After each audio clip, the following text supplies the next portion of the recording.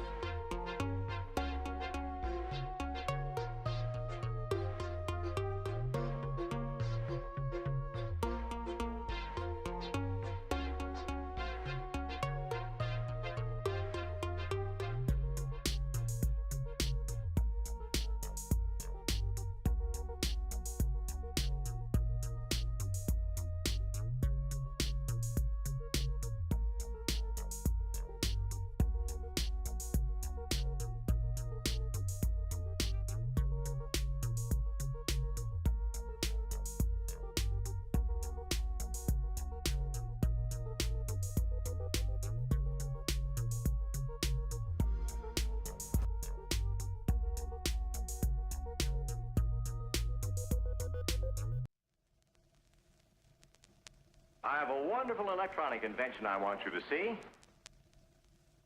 Show you.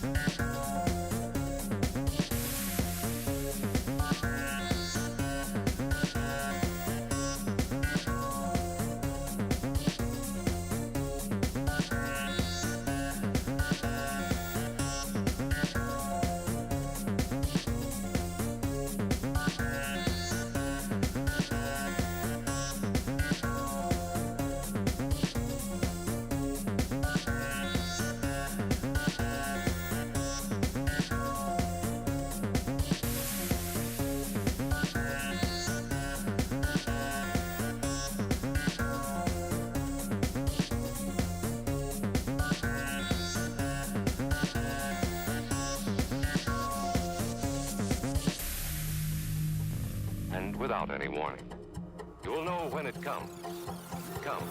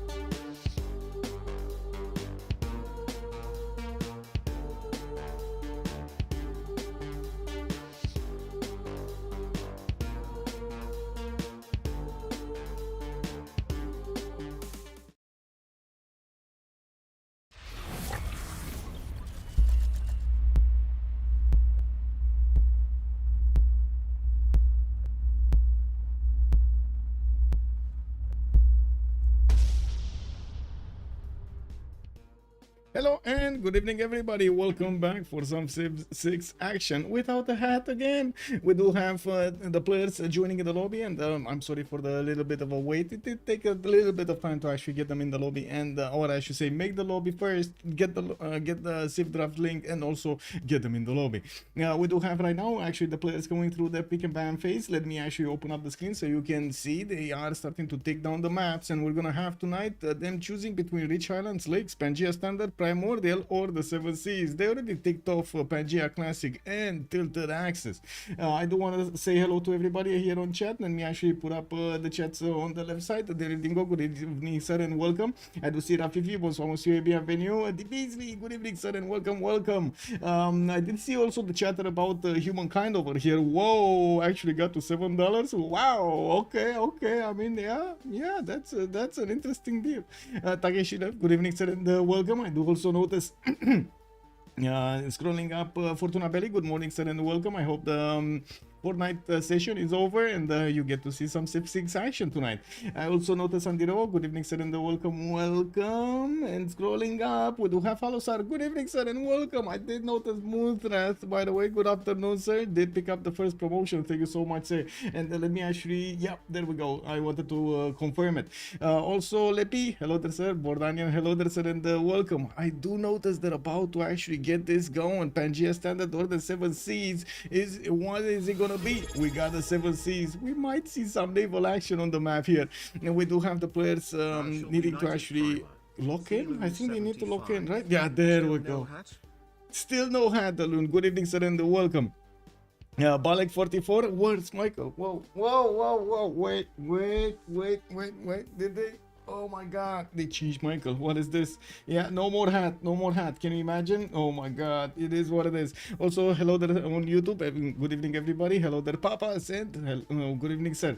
Let me actually say thank you so much, Delun, by the way, for the prime. Much appreciated, sir. Thank you so much.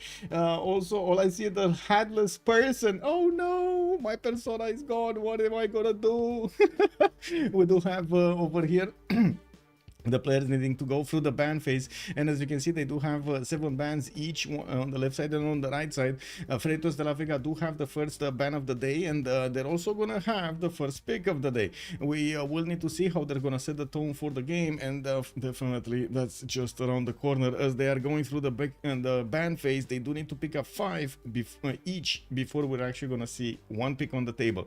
We do have Freritos taking out Genghis Khan and Mongolia, and I do notice on the right side, Ulyss is gonna take out Coupe. They're not gonna allow him in, and I think we know why, especially after that game from last week. Oh my god, I'm not sure who actually wants to leave Coupe all alone somewhere on the map.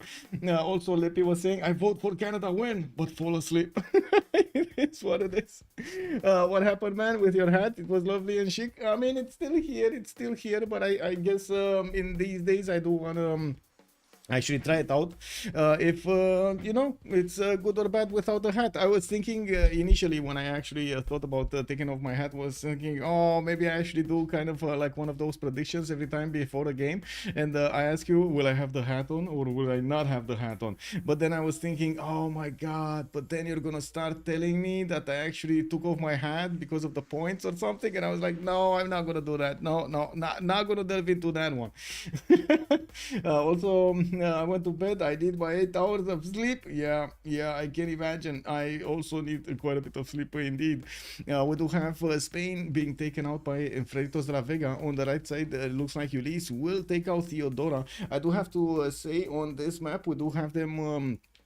Sorry, the music was a bit too loud. I just realized it. I'm sorry for it.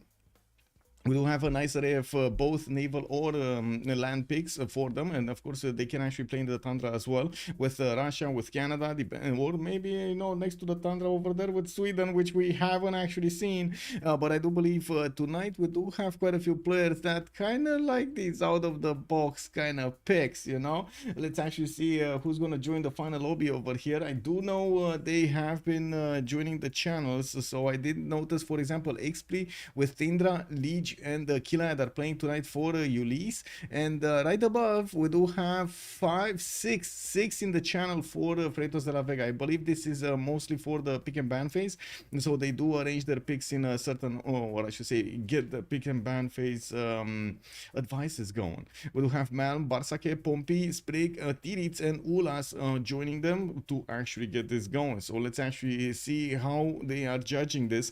We do have Dido being taken off by Freritos de la Vega. On the right side, I do notice Norway, Konge persona is not going to be allowed in by Team Ulyss. We do have another 4 more bans, 2 on each side, and again, Freritos de la Vega is going to have the tone of the game. They will make that first choice, and of course, Ulyss somehow will need to retaliate with something of their own. Now, let's actually wait for them to go through this. Looks like Freritos de la Vega definitely are having a discussion over there between them to figure out what is going on. What do they need to ban next? On the we've seen it multiple times on the 7 seas. We do have multiple situations in which the players can actually spawn on the same seas, although I wouldn't really go that far as to say that it happens most of the time. Like, okay, it happens like maybe 50% of the time or something like that. It's not most of the time. The players will want to get some kind of friendly neighborhood, will want to trade with each other on the seas, and we're going to need to see if they do have that option. Of course, trading on the seas does give you so much more gold than just trading to your cities on land, or I should say to your allied cities on land. We do have City also being taken out by Freritos de la Vega. I feel a Mapuche takedown incoming. I feel it in my bones. Mapuche, Aztec, Julius, you know, Japan over here. It kind of feels like, oh my god, Team Ulyss actually gonna take out Catherine de Medici, the Black Queen, or is this a mistake? Because they're thinking about it, but they didn't lock it in. Thank you so much, Musrat. Much appreciated for the like on YouTube. Thank you, thank you. Also, Tokimun is next. You think? You think? Okay, I say it's Mapuche. You say Tokimun. You say Hojo. I say Mapuche. You say Tokimun. I say Hojo. Oh, it is Tokimun. Rafifi knew. Oh my god. Oh my god. If I only had a prediction going, he would have gotten my points over here. Unbelievable. Good job, man. Good job. Let's see if they're actually going to take Mapuche. I'm here a very strong supporter of Mapuche. Either pick it or ban it, man. One of the two. But today, we need Mapuche in the game. Sorry. That's Tokugawa. That's Tokugawa. Yes, I was thinking Tokugawa. Yeah, no Tokugawa, man. I'm sorry. No internal trade routes. No amazingness over here coming up from Japan. We still have Hojo in the game, and it looks like they're actually gonna think Sundiata Keita is a bit too tough to handle on Team Freritos de la Vega. While Ulyss is still thinking about their options, I still am thinking about Mapuche. But I mean, I'm so happy if they actually don't ban it and pick it. You know what I mean? We're actually gonna see some of those Battle Raiders just jumping all around the map over there and dealing out damage. Not to mention taking those pillages from their opponents. It will cause quite a bit of a stir. So let's actually see if this is gonna be their choice, or you know, there's just you click a button over there, select it, and boom. Is Guitarja good in BBG? Yes, sir. Johnny Cashless, hello there, sir. It is quite good, but mostly on the naval maps, not usually played out in the how to say, in the normal maps with a lot of landmass. But yeah, it is still a very good civilization. Look, Ang, thank you so much for the prime. Much appreciated, sir. Thank you, thank you. Good evening, sir. Good evening. Lukong 319. Oh, wait, what? Catherine de Medici, the Black Queen, okay, so they wanted to ban it first, they thought no, and now they're actually banning it. Okay, that means Mapuche is still available. I'm very happy over here. We got Mapuche available for them. We got Montezuma. We do have, how to say, the big guy, Macedon, over here also available for them. Trajan, I think there are quite a few choices that FDLV can actually feast on. Let's see, Freritos de la Vega is gonna go. Oh my god, we totally forgot about Gupta. We forgot about Chandra Gupta, chat. How could you forget about Chandra Gupta? I mean, you know me, I have gray hair and everything, but you, chat, come on, man. We got Gupta and Kublai Mongolia being picked up here by Team Ulyss, while on the left side, Freritos de la Vega just picked Sumeria. That's it. You know, they tried out, they clicked on the button and picked Sumeria, and then immediately Ulyss is like, oh, you want war, eh? You want war? Okay, we bring war. Gandhi is up to, yeah, exactly. Can you imagine actually if they pick both India on Team Ulyss? Oh, I think that's gonna cause a bit of a problem with gold. I don't know. I have this feeling, you know. We do have just like the Mapuche feeling. It might not be real. We do have Simon Bolivar being picked up, being also on the table here. Freritos de la Vega are still thinking about their choices, but they didn't select anything. They're leaving us hanging. I saw he was open by the Thogrong map. Yeah. Oh, it looks like it is gonna be Rome, a much more stable, flexible civilization over here with the free monuments and the road building. And we do have Rome that will show up to trade punches with both Chandragupta and Kublai Mongolia. We do need to see the last 4 bans. As you can see on the right side, Team Ulyss is gonna go for the next ones. And yes, we need to wait. We need to wait. Ask chat over here what is going on. How could they do this? How could they do this? Sumeria can dabble in the seas. Yes, indeed. And of course, with that shared experience, it's just insane how much you can actually get from it. Monkey Wazar also, good evening, sir, and welcome. They wanted both Tokugawa and Catherine the Black Queen out. Gandhi is still up. Yes. Not a single naval civ. We don't, yes, indeed, we don't actually have a single naval civ right now. 7C is not really a navally focused map, though. Yeah, it's not really navally focused. I kind of tend to agree with that. It is kind of half-half. We do have Hojo being taken out also by Freritos de la Vega. That means they took out both of the Japans. They just don't want them in. And on the left side, Freritos de la Vega is also going to take out the other Norway. You know, like the not-so-war Norway, Varangian, being taken out by Freritos de la Vega. Only one ban each side. Next phase, Ulyss is gonna have actually the first pick of the day. No, sorry, the second phase, and we need to wait for them to pick them. Let's see. It's not possible to ban all strong saves? Yes, way too many Eddie Coffin. Good evening, sir, and welcome. And then the 4 Englands in the last picks. Yeah, yeah. Well, let's actually see how things are going to develop. I do need to actually put my chats in order here, because otherwise I'm not going to see what I want to see. There we go. Oh, both on the same screen over here. Beautiful. Just beautiful. But you know, one wrong click and boom, everything is gone. My beautiful setup over here on the left side. Oh, come on, man. Okay, there we go. Trying to actually nail one line over there. Anyway, yeah, we do have Zulu taken out by Team Ulyss, and yes, Freritos de la Vega will have the next choice. Let's see. What are they gonna take out from the table here? What are they not gonna allow us to see? What happened to the hat? It's still here, man. It's still here. It's still here. You know. Yes, yes, it's still here. Look. Look, I wear hat. I wear hat. Is it better with the hat or with the... Oh, now this is better. Let's actually ask chat over here. Should I actually go for... Let me actually ask chat, because, you know, we always ask chat, and chat knows. Chat definitely knows. Hat, on, off. Let's see. Let's see. Let's see if you actually react to this, because usually there are only like 5 people that actually react to the polls. Maybe this time around we're gonna have 10. I'm not gonna put my hat on if they're not 10 yeses over. They're just gonna say, you know, haircut be nice for the hat. Yeah, exactly. Haircut too nice for the hat. Like, what is this? Oh, we got 6, we got 7. And 2 and 4 offs. Oh my God, look at that. Actually, we got quite a few votes over here. 8 for on, 9 for on, 5 for off. The wisdom of chat. Exactly, Eddie Coffin. The wisdom, you know, collective wisdom over here. Don't underestimate it. This seems like a perfect chance to make an on-spot curious emote. Helicopter kicker, yes. Yeah. I told you the glares and hat your bland. Oh, okay. We got 12 pluses, 12 yeses over here for the on. Whoa. And 5 for the off. Okay. Can't have chat without the hat. Exactly. It looks like England is also going to be taken by Team Ulyss on the roster. Mapuche was banned.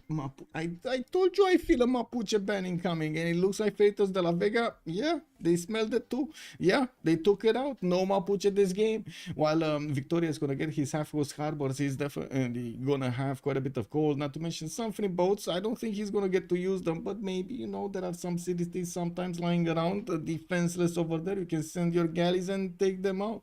While Freritos de la Vega is gonna go for Montezuma here. Now we do have to see. Oh my God. Okay, so you're gonna make me wear the hat. Okay, I see how it is. Temu DJ, good evening, sir, and welcome. Called it Battle Mapuche, pick on Age of the Empire. Yes, exactly. We do have one more pick here on Freritos de la Vega. They need to finish the roster of civilizations, and we're gonna need just a few more moments to actually see this happening. And yeah, there we go. Chat said yes. There we go. Activating hat. Yeah, there we go. Activated. Yeah, it is in. It's plugged in. No, I mean, I'm not sure if it's actually gonna pull a Harry Potter over here. You know, he's gonna start talking. Oh, that guy! Look at that, man. I don't know. It might happen. You guys need to be careful with the hat. You know. Also, Balik 96 viewers and only 18 votes. Yeah. I mean, it happens. You know, when you do a poll, it happens. Not everybody is interested in actually participating.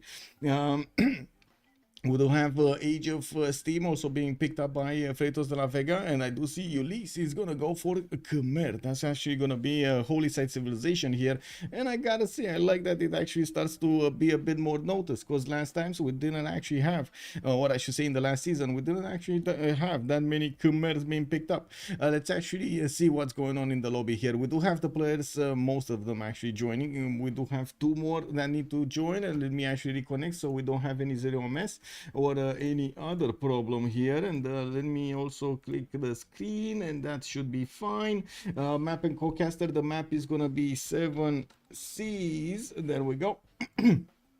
There we go. Isn't it like your catchphrase? No berserking tonight. I think actually most of the... Okay, I'm thinking it is what it is. Might be my catchphrase. Am I wrong or am I right? Chat, again, will need to actually say something, because I don't think I actually had a catchphrase or wanted to get a catchphrase or make a catchphrase. But chat might think it is what it is. I have abused a little bit of it is what it is. You know, it is what it is. Yeah. I mean, if it is, it is.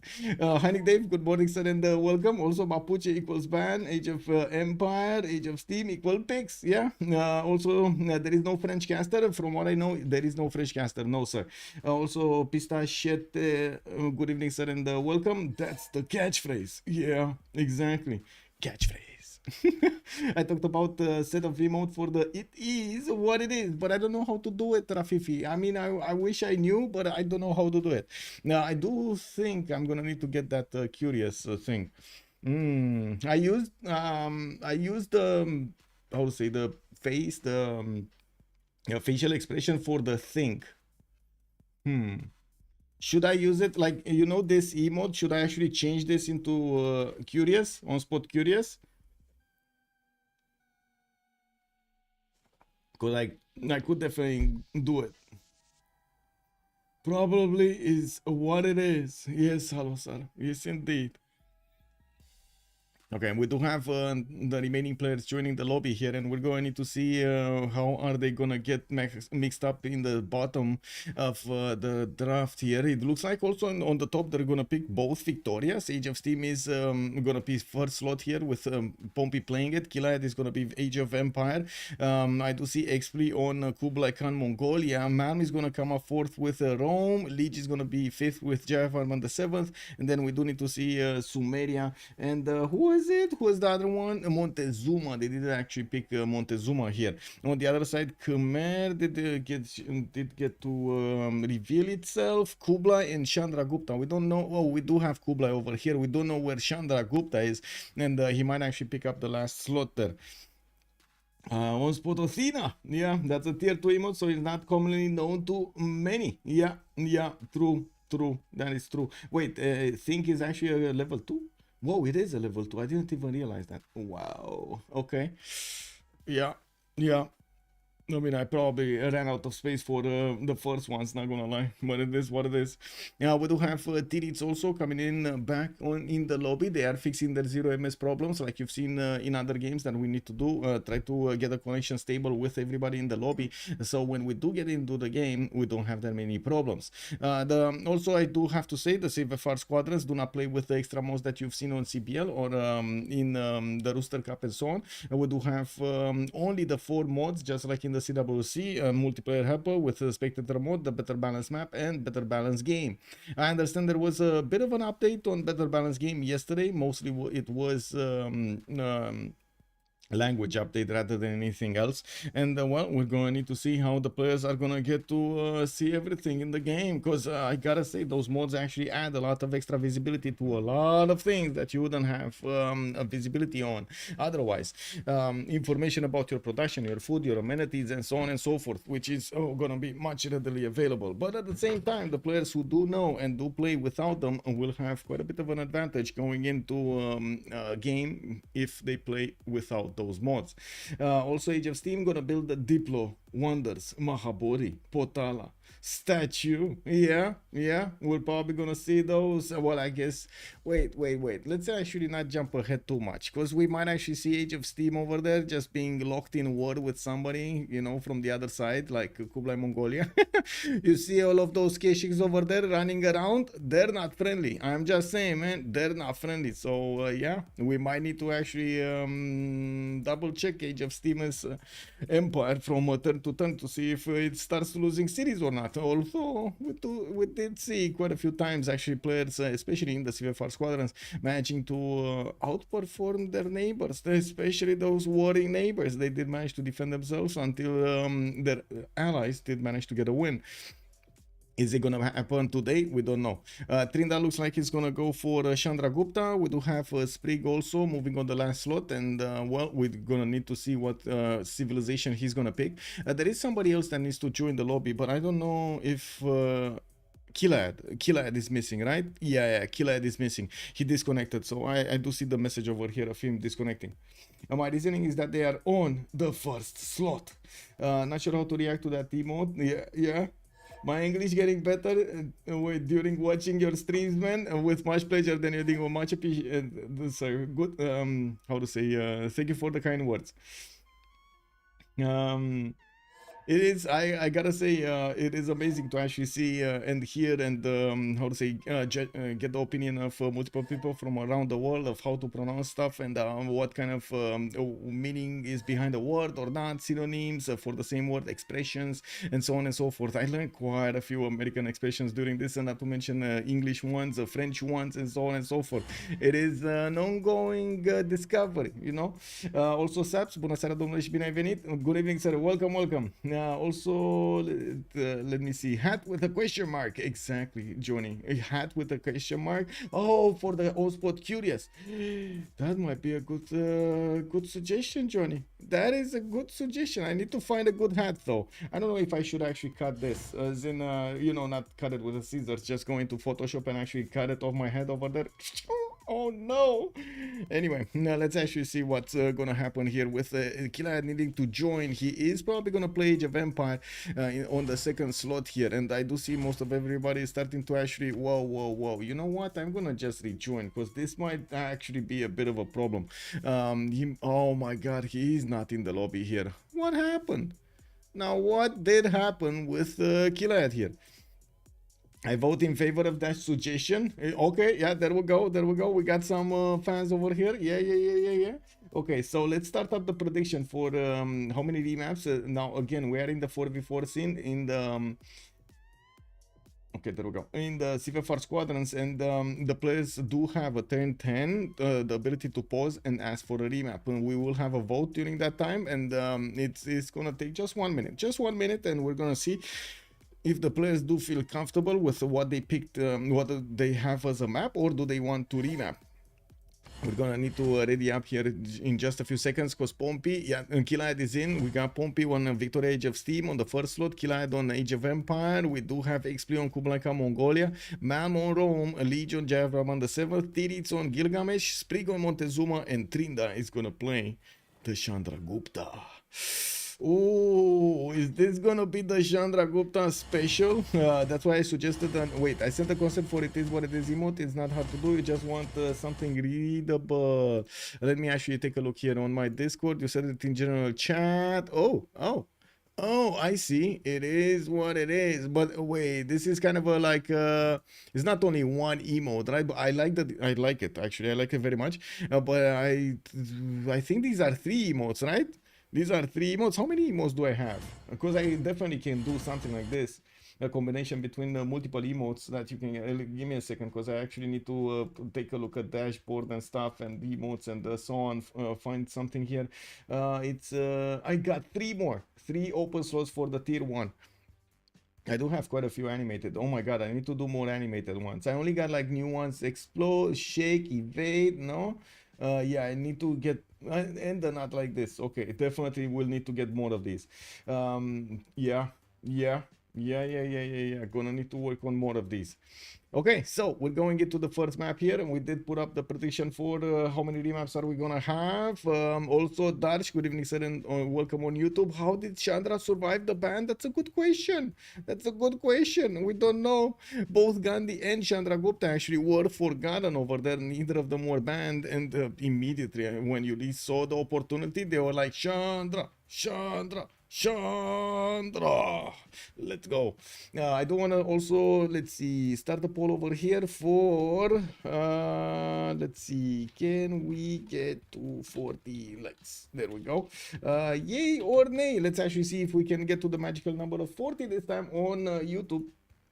And in the meantime, put up the things over here. It is what it is. Yes, there you dingo. Let's actually take a look here. Whoa. What's going on? Are we going left, chat, or are we going right? We got Trinda on the left, and we do have Pompey on the right side with... okay. Muzrat is saying already, we go left. Chandragupta is going to be our first persona to take a look at. Let's actually see where Big Gupta is. Where is it? We got Rome over here. It must be here. No, this is Sumeria. Mongolia. Wait, really? We don't see actually Chandragupta? Where is he?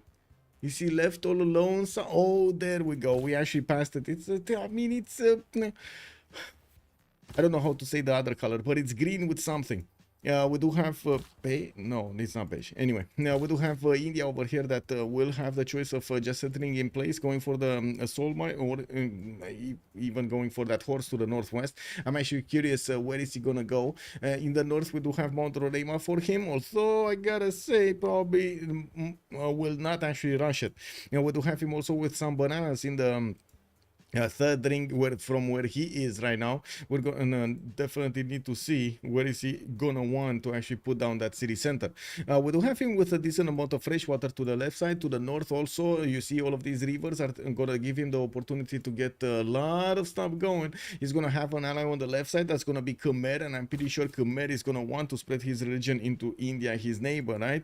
On the right side, we do have Montezuma that's gonna be past this total choke, which he is probably gonna control for the remainder of the game. It's way too far away for India to actually get some units there to block it from the beginning, or a city to actually add more defense.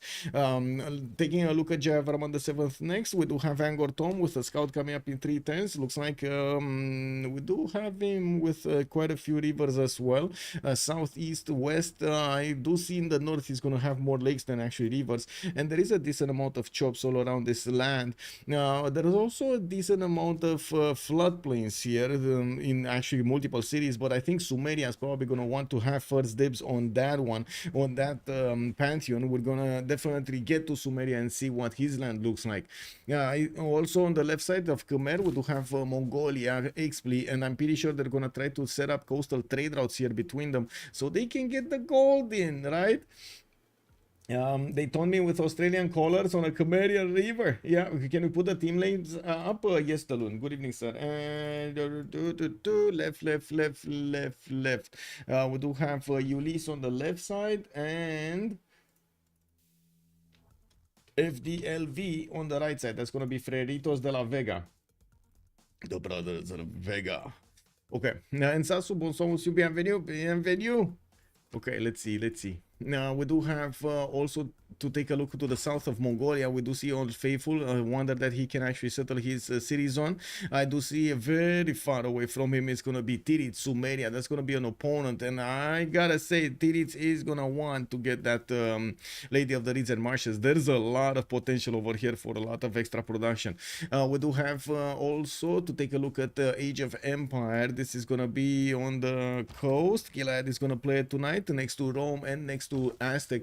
Both of them are opponents here. Oh, yeah. Next to two Ulyss is gonna have this mountain range with quite a few chokes. Bologna to take out, but that's gonna be, you know, just right next to Rome in direct path. I'm not sure if he's gonna want to do that. He can actually settle some cities towards the northeast, has Mitla to actually go for, and we're going to need to take a look how he's gonna want to try to get these cities going. Now we do have him with Wales in the capital, Fish, and I do also notice he's gonna have a geothermal here. That means continent split. Woo! Let's see what it is. He's gonna have a second city on sugar tile. That's gonna be on the other continent. Wait a second, that's actually gonna be more units. Whoa, from the beginning. Well, with that scout coming up in 3, he's probably going to want to discover his north, and of course the warrior is going south first to see what's going on over there. What is past that river? It has some inner cities. I do see bananas over there on the rivers, and I'm pretty sure Aztec is not going to be that peaceful here. There's going to be a moment when Aztec is going to be saying too much is too much. We do have Montezuma to take a look at now, and I did notice he has one big continent. Doesn't seem like he's gonna have easy access to extra amenities. There is a city in the northeast that could give him 3 though. I do see a cotton tile, a silver tile, and some tea tiles over here in a single 3-ring city. Actually, if he puts a city here, he gets 4. He gets all amenities here. A city here, 1, 2, 3, 4, 5. Yeah, 4 amenities from that white continent on one single city. He has his Eagle Warrior starting to move towards the south. That is going to be breaching the fog of war towards Rome, and I think they're actually going to try to get some settles going on the west side so they could trade with each other. There is nobody here in the water that could actually interact with their boats or trade routes, and I'm pretty sure they're going to be happy with that. In the capital, he does have a single 2-2 around him, which is not that good, and I'm pretty sure he's going to need to buy another tile before he's actually going to grow to his second population. We do have him also to the west side with that choke point towards Chandragupta, which at the moment, well, I guess he does not know about it. He didn't scout that much. He's only scouting machine here is the Eagle Warrior, and it's moving towards the eastern corner. He's going for the hut. He's actually going for the hut. Anyway, he's gonna find it soon. Now we do have Sumeria also to take a look at with those beautiful floodplains. He has some multiple sugar tiles to benefit from, and they just bought him a war card. Whoa, wait a second, why would you spend so much gold? Uko Supreme, yes, first map, sir. Yes. I thought it's Kilimanjaro, that's the Sumeria instead. Yeah, I mean, oh well, let's actually see what is he gonna find out here. Doesn't seem like he's gonna find anything with these war cards, and that's unfortunate. Has joined the round table. Hey, Wallace88, thank you so much for the follow, sir, and welcome. CC Pyro, bonsoir monsieur, bienvenue, comment ça va? We do have 3 war cards from Sumeria starting to move towards the south. He did not discover Mount Kilimanjaro. All of those trade routes are going to maybe find a city-state to bully, take it off, or maybe go and take out an opponent. I don't think he actually has where to go here. And seeing how far away, for example, Mongolia is from him, that's not gonna be war cartable. Let's be real about this. You're gonna grow a long beard to wait for those long cards, war cards. I mean, to actually get over here in Xanadu, right? And that's not gonna be cool. We do have fortress for a settler to come out from Uruk. I do see he actually bought one of those sheep tiles, so he can keep on working good tiles. He's starting to also get over these rivers to see exactly what's going on, and of course try to scout as much as he can. Now I'm actually quite curious, where is he gonna want to get that first city? Definitely doesn't know about that one there in the north to put it down there. There is a possibility for him to go for this eastern side, settle on the iron. We'll see. Anyway, moving forward, we do have Rome. I do see Rome is going to be to the southwest of England and south of Aztec, with no problem to settle a coastal cities, because, well, he does have the capital there anyway. And I do see Aztec is going to have that opportunity to put a city for Rome to trade. And we do have settler coming up importance here from the capital city. Turtles in the water for that extra science and gold. No reef fish though. Like, where he fish? Anyway, he does have to the south one scout that is about to be hit by Habub. Habub over there is saying, hey, little scout, you have been sent to find the new lands. You cannot go back. And then he blocks his pathway back to the cities. He makes this Roman scout just move forward through the fog of war, not knowing where he's going. We do have also Cahokia over here that could have given him a very nice builder. Well, that's not going to be a challenge here for Malm. He wants a challenge. Man, if Malm is going to attack a city-state to take a builder from it, it should be a challenge, right? It should be a challenge. This time around, he thinks Cahokia, yeah, not a challenge. We do have him getting another scout with a warrior towards the east side, and slowly then actually gonna see what's going on here. If also the Aztec Eagle Warrior is gonna get to the city of London, this is gonna be terrible. We've seen it last time, how much damage those Eagle Warriors can do. Also, Wallace, thank you so much, sir. Chat, maybe do it. I can say, chat, maybe to put my hat on. Yeah, I wanted to, you know, talk today without my hat on, but chat was like, no, Michael, where's your hat? Man, yeah, we don't recognize you. Also, CC Pyro is saying it's 80 gold a war card. I mean, that's kind of like a trade route cost. Why would you not buy a trade route? But I guess it is what it is. We do have the settlers, of course, moving much faster with the war card, as you can see, and is going south really quickly for the sugar settler. We do have another settler coming up in 7 here from Uruk. Also, CC Pyro was saying it's like an Oki that's useful for sieving. So, yeah, yeah. I mean, work are moving the center much faster is definitely an advantage here. Not gonna lie. Bordanian also, are we in for 10-20 Eagle Warrior of a city? Hat or we riot? And Sasu is pulling it out. Yeah, hat or riot. Well, let's actually see what's gonna happen during this ban phase. This is 10-10. The players are pausing, and as you can see, they put up the remap vote. Now they're gonna need to actually talk between them, decide if they do see enough information, if they don't have enough information, if they have trade routes, coastal trade routes, and so on. For example, I do see immediately it's gonna be Khmer with Mongolia, Kublai Mongolia, actually trading over here. While no trader for England, and I'm pretty sure Kilad is aware that he's going to be behind the mountains. I would say he's going to have somebody behind these mountains. He does see 2 science city-states, so well, at least that's going to be good for his team, but I'm pretty sure it's going to be quite a bit of a challenge to keep both of them. Also, Age of Steam cosplay, yeah, Kick W. I mean, I don't really have one of those hats, not gonna lie, not one of those hats. Well, Freritos de la Vega does choose to go for the next one.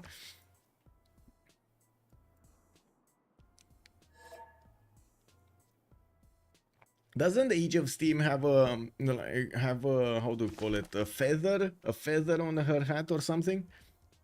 Anyway, I'm not sure. I remember a feather. Let me actually see. Do we have the portrait bigger over here if I select it? Age of Steam. Well, it's not really a feather. I don't know what that is. It is what it is. Well, and now we're gonna have the remap. As you can see, initiating remap using the MPH mode, and we're gonna see how this develops.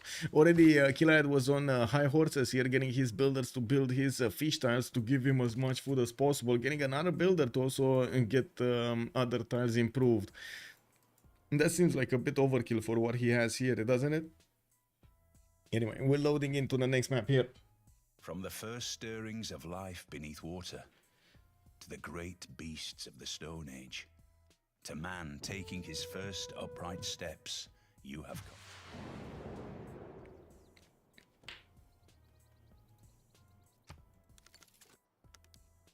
come. Okay, just a few seconds and we should be seeing the game. Just Legion needs to actually resync, and there's gonna be an unpost from Malm, so we can get this going. We need to ask chat, where are we going, left or right? Also, Monkey Wazar was saying he got a builder hat while training one. Yeah, I mean, yeah, lol hat. It is what it is. I'm pretty sure he's gonna find some uses for the builder, not immediately though, right? There was quite a bit of weird terrain. Now we're on a new map, so the builder hat, yeah, it's no more. And still, chat did not respond. Are we going left chat or are we going right chat? Also, Dieges, bună seara domnule și bine ai venit. Adi asta, good evening sir, is qualifier 2, the third qualifier for the Rooster Cup. We get to see it on Friday, 1800 GMT, and I'm gonna need today, and actually tomorrow, and the day after tomorrow to actually I would say confirm with all of the players, and also for the finals, we're gonna have the Rooster Cup finals on 1800 GMT Saturday. This Saturday, we're also gonna have the Novice Tournament finals. That's gonna be on Sunday, 1500 GMT, if my memory serves me right. We go right, Bordanian is saying. Okay, let's actually take a look at Pompey this time around. He's gonna be the Red England. We do have London here getting a builder out in 5, and I do see he does have pearls in the capital with some fish tiles here. Also another reef tile towards the north, so he can get some extra adjacency towards the campus.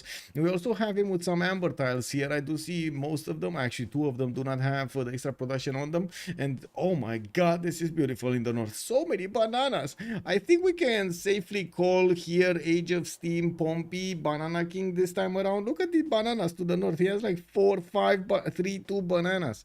All of them are 3-2s. Like, okay, sure, sometimes you see like multiple 3-1s next to each other, but 3-2s everywhere, that's gonna be nice.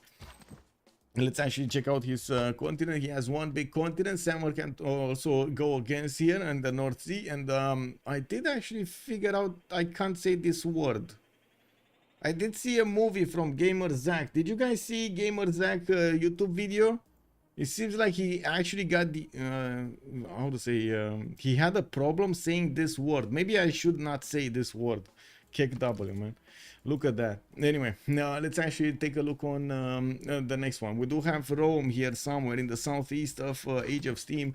I do see Rome is gonna get his scouting 3 turns. He only has a 2-2 to work. Definitely will need to grow into more tiles. While I do see he's also gonna have a decent amount of settles on these rivers towards the north and to the west side, the south as well, with a very decent amount of floodplains. Now, Lady of the Reeds and Marshes will probably be picked up by Gilgamesh, so I don't think Rome is gonna have any kind of chance of getting it. He would definitely need some help if he actually wants to settle a city here, either Liang or Lady of the Reeds and Marshes, or a combination of both, maybe a Temenanki and so on. We do need to take a look also on Sumeria. Gilgamesh, where is Gilgamesh? Here, and I do see he has his... Yeah, he has his floodplains. There's a decent amount of tiles here. 2, 4, 6, 8, 10 with 12, 14, 16, 18. Okay, 20, 22 tiles. That's not bad. That's 22 points of production extra if he gets that going. And I do notice Motlatse Canyon is just waiting over there with open arms to come and get settled. We do have a rice tile there, giving him that extra food. And I do see he can put 2 cities quite easily on that. And of course, using his war card to actually move the settler faster is going to be a nice one. We do have him also with an incredible amount of reef tiles here in the capital. He does have a deer that he could easily chop and put one of those +4 campuses on it. While I do notice he's going to also have the extra food from sugar tiles and some reef fish in the water. We do have him also east side of Rome. That's going to be his ally. Definitely coastal trade routes are going to be an opportunity here. And I don't actually see anything else on the coast. So he's going to be safe. He's gonna be safe, no problems to get the trade routes going. Let's take a look at Aztec. Does he have multiple continents? Maybe. I would say maybe. He does have to the west side here some cocotiles that he could grab. Although I do not see a single city that it would make it much more easier to get multiple amenities. He does have Chandragupta in the southwest to fight, and I'm pretty sure Trinda over here is gonna put up a hell of a fight. We do have him with rivers to settle to the northeast. I want to come back here to actually Aztec, right? Northeast. Yes, a river to settle to the northeast. Mercury settle over there in the north with another hut to pick up. But there are quite a few cities also with non-fresh water that he could go for on the coast, although I'm pretty sure he's not gonna like that. Now we will need to wait for him to actually decide where is he gonna go here. I do have to say, now he grew into a rice tile and then he bought a stone tile so he can get his 2 tools going. Yeah, there we go. Probably will want to micromanage this a little bit just to get that extra food going and get his population faster.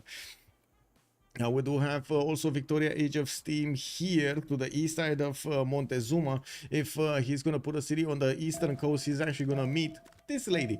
We're gonna have this time around Kilad actually getting his settlers out in 6 turns. I do notice he's gonna have reef fish in the south, and yeah, there's gonna be quite a few settlers here for him. On the western side, he's gonna have a river settle. South, non-freshwater cattle to settle. Oh my god, that's a bad one.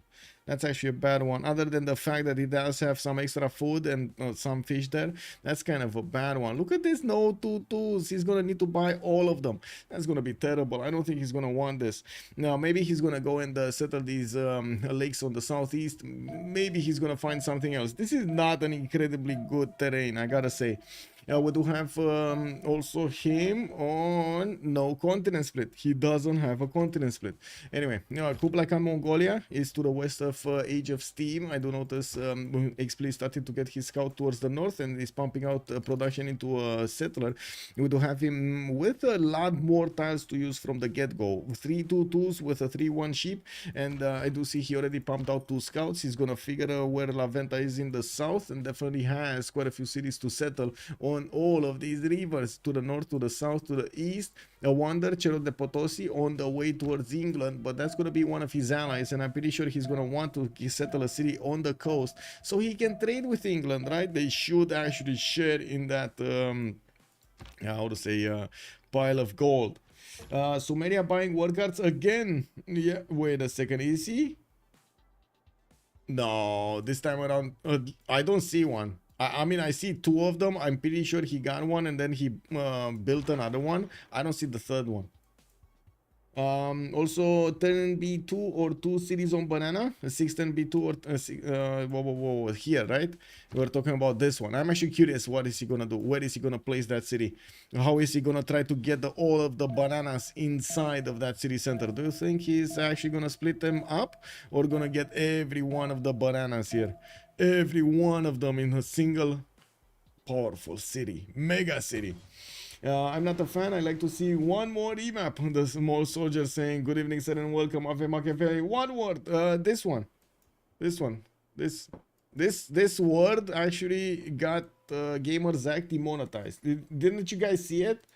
And not only this word, actually, there were more words. The wonder that gives you the extra culture.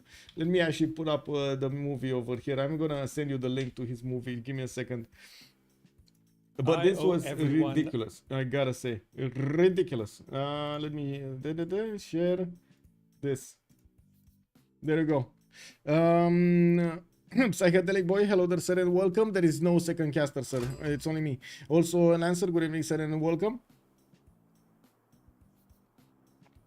Wait, am I gonna keep going streaming Civ7 or staying a Civ6 streamer? Then you're Dingo asking me a very hard question. I do not know. That is the simple answer. As in, we're probably gonna keep on going with Civ6 because we built quite a bit, and I'm pretty sure you guys like it, because otherwise we would not have that many people playing. We would not have these many tournaments. At the same time, I do believe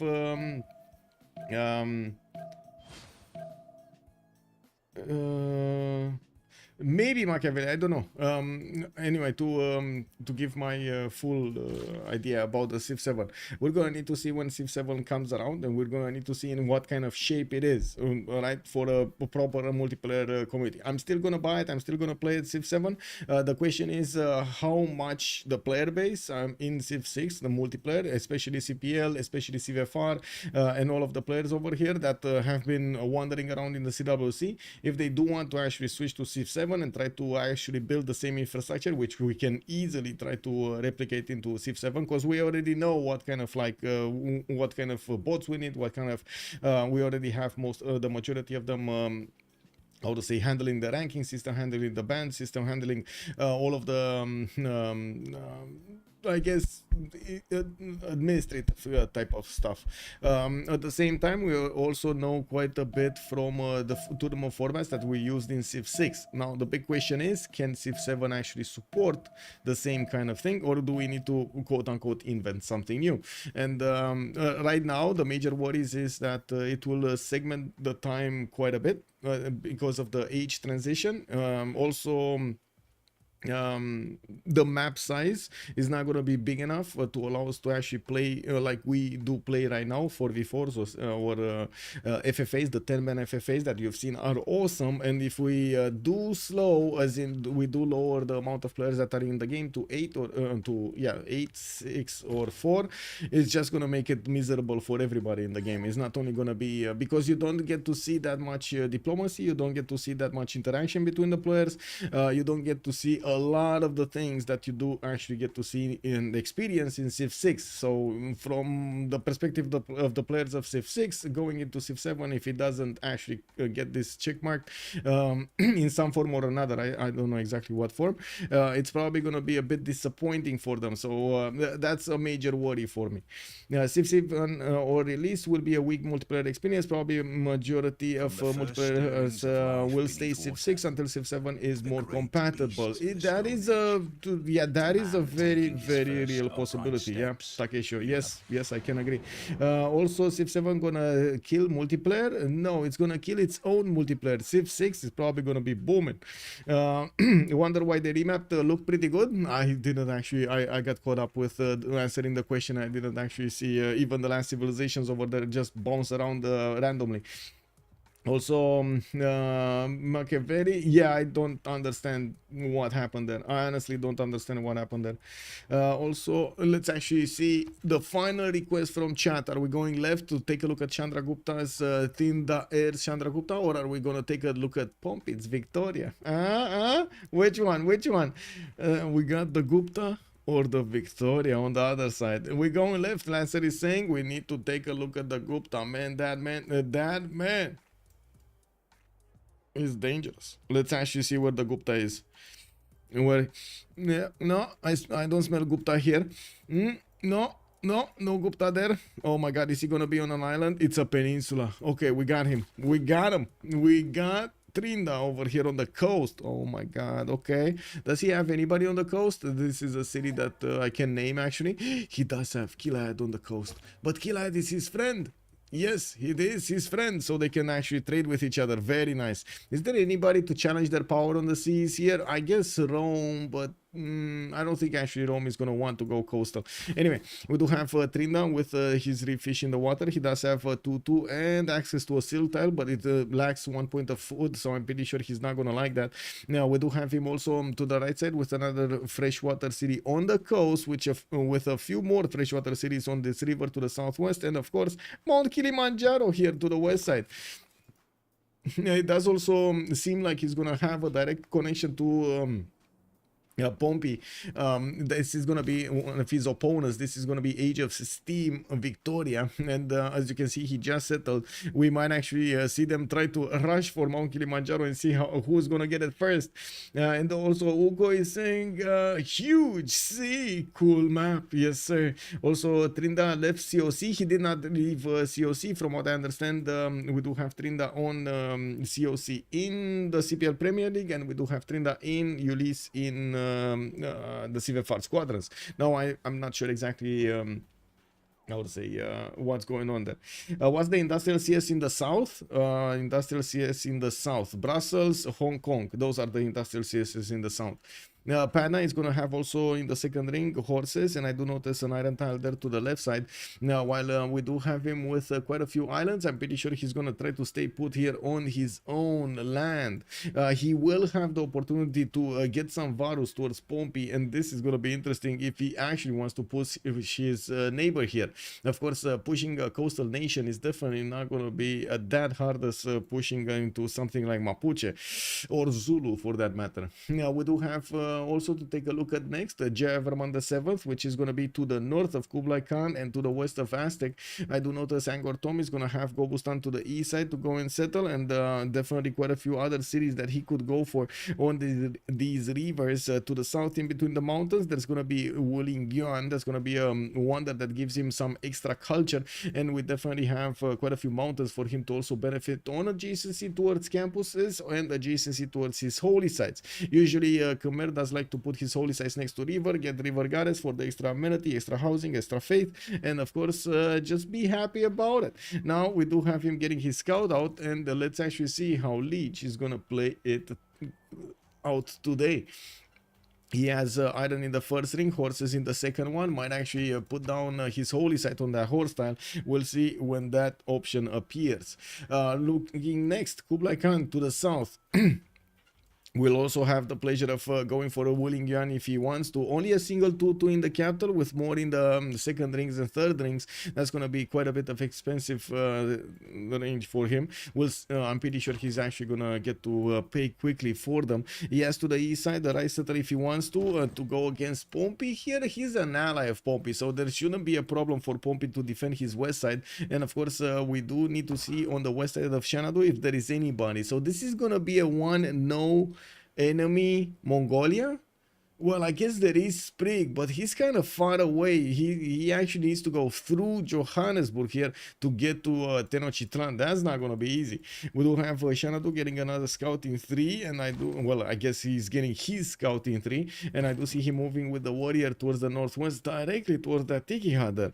Now, while I do see a lot of rivers giving him the fresh water for his cities, he does also have Hattusa as a science city-state to the southeast, which, well, I'm pretty sure he's going to be happy just keeping it. This might be a safe city, by the way, one of those hidden cities for the players.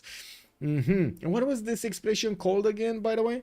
Also, no, Pompey is the enemy. Pompey is not an ally. Whoa. Pompey not an ally. Whoa. He's not.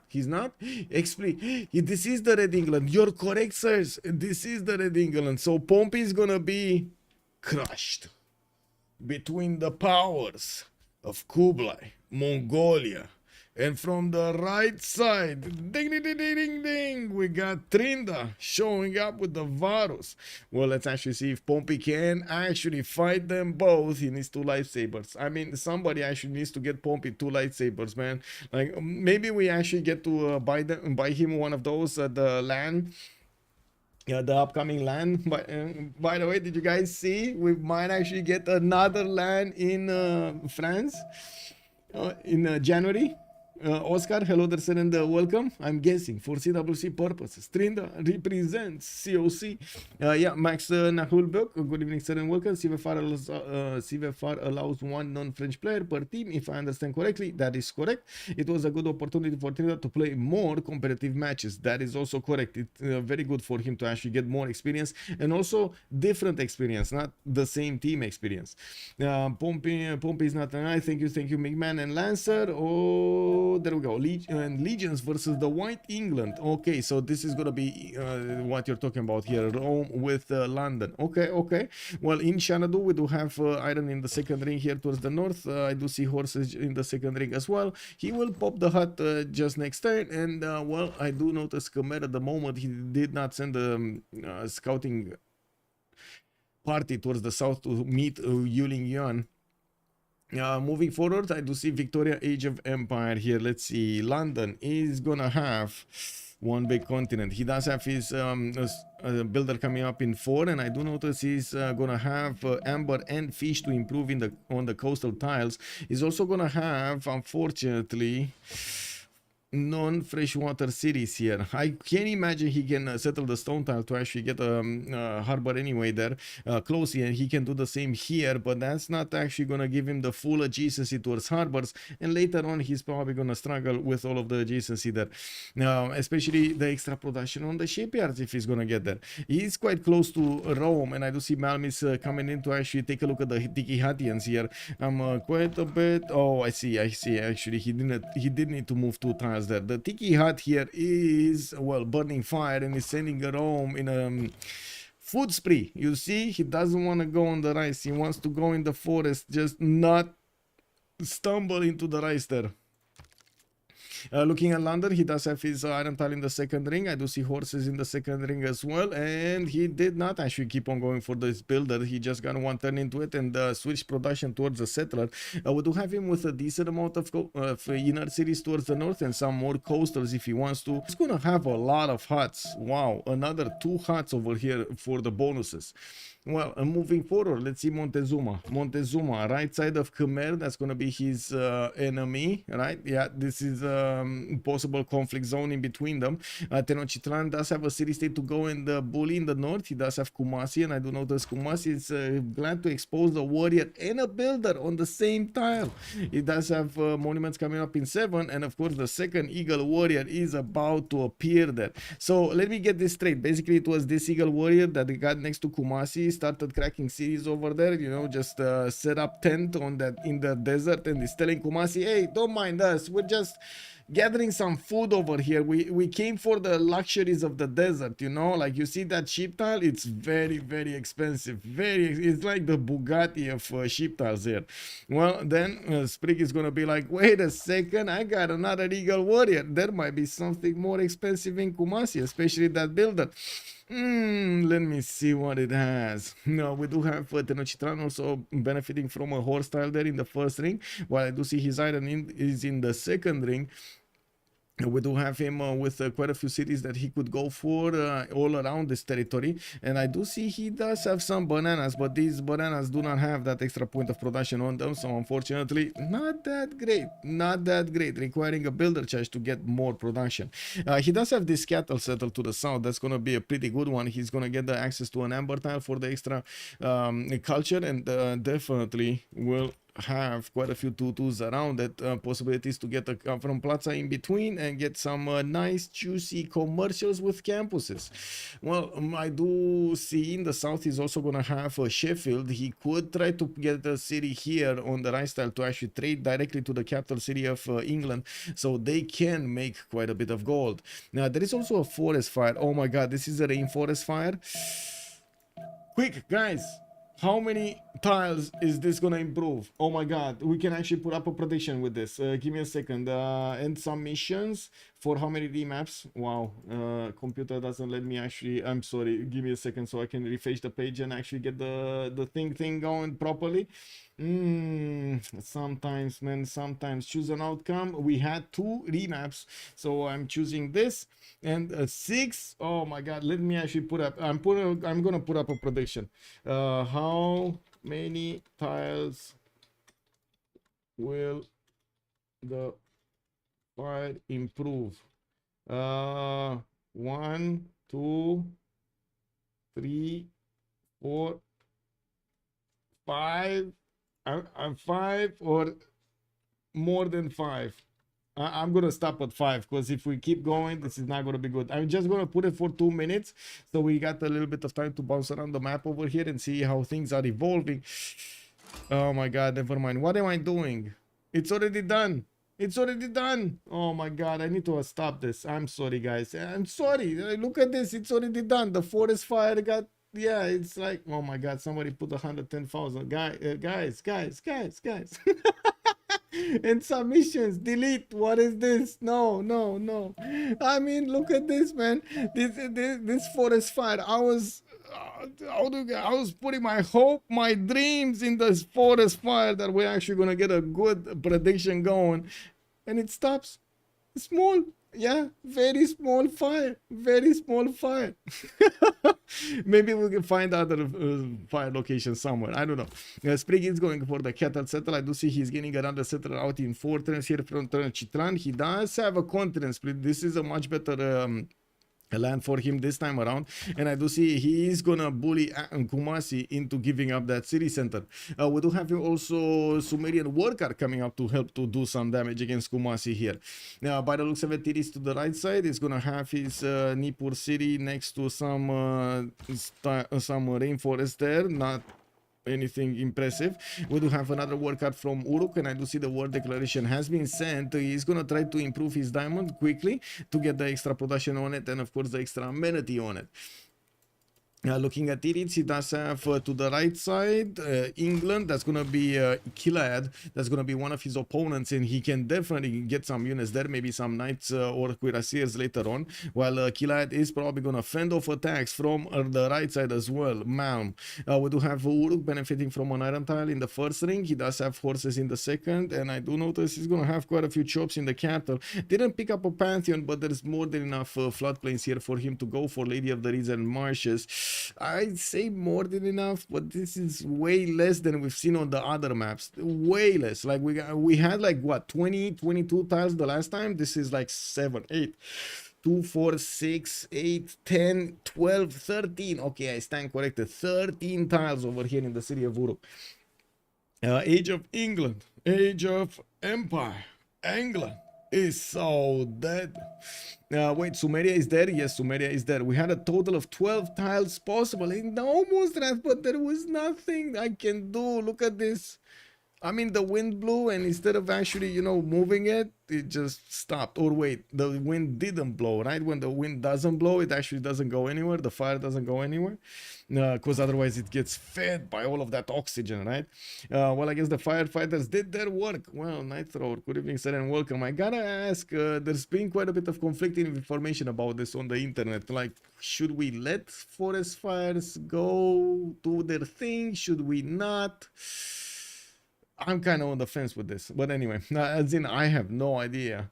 The wonder north of Uruk gets bonuses to north of Uruk, wonder north of Uruk. Pantanal, yes, from the Lady of the Reeds and Marshes. Yes, it does. Monkey Wazaro, good evening, sir. Also, Max Nahulbek was saying Tirits must be very disappointed with the forest fire. Yes, I am also very disappointed with the forest fire, not gonna lie. It is what it is here. Now, we do need to take a look at the next one. Malm, being on 2 cities, Rome did actually get Ostia to the right side. Didn't go left, didn't go towards his opponent, Kilad. We do have Rome getting another settler in 3 turns, and I do see he has a lot of stone in the capital. 3, 4 stone tiles that he could improve here. We do have him also with quite a few decent settles around, some coastals, even though I do not see with whom he's actually going to trade here. And I'm pretty sure he doesn't want to go coastal. We do have him also in the third ring with an iron tile to the left side. He does have a 3-1 base. That's gonna be because of, I don't know. I don't actually know what does he have there. Because I'm pretty sure this is not BCY maximum. This should be BCY balanced, if I'm not mistaken. Yes, it is BCY balanced. So I'm pretty sure he has something, a cattle, a rice tile over there underneath the city of Rome. We do have also Rome benefiting from horses. Oh, that must be a horse. That must be a grassland horse, because there's no horse around. So, you know, if there's no horse around, it means Rome is horsing around, right? It is, he's horsing around.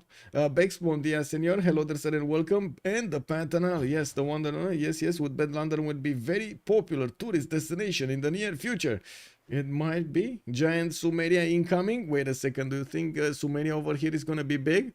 We might see him, but I think Aztec is going to be big as well. He just took out another city center there. He's on 3 cities. Will have his 4th soon.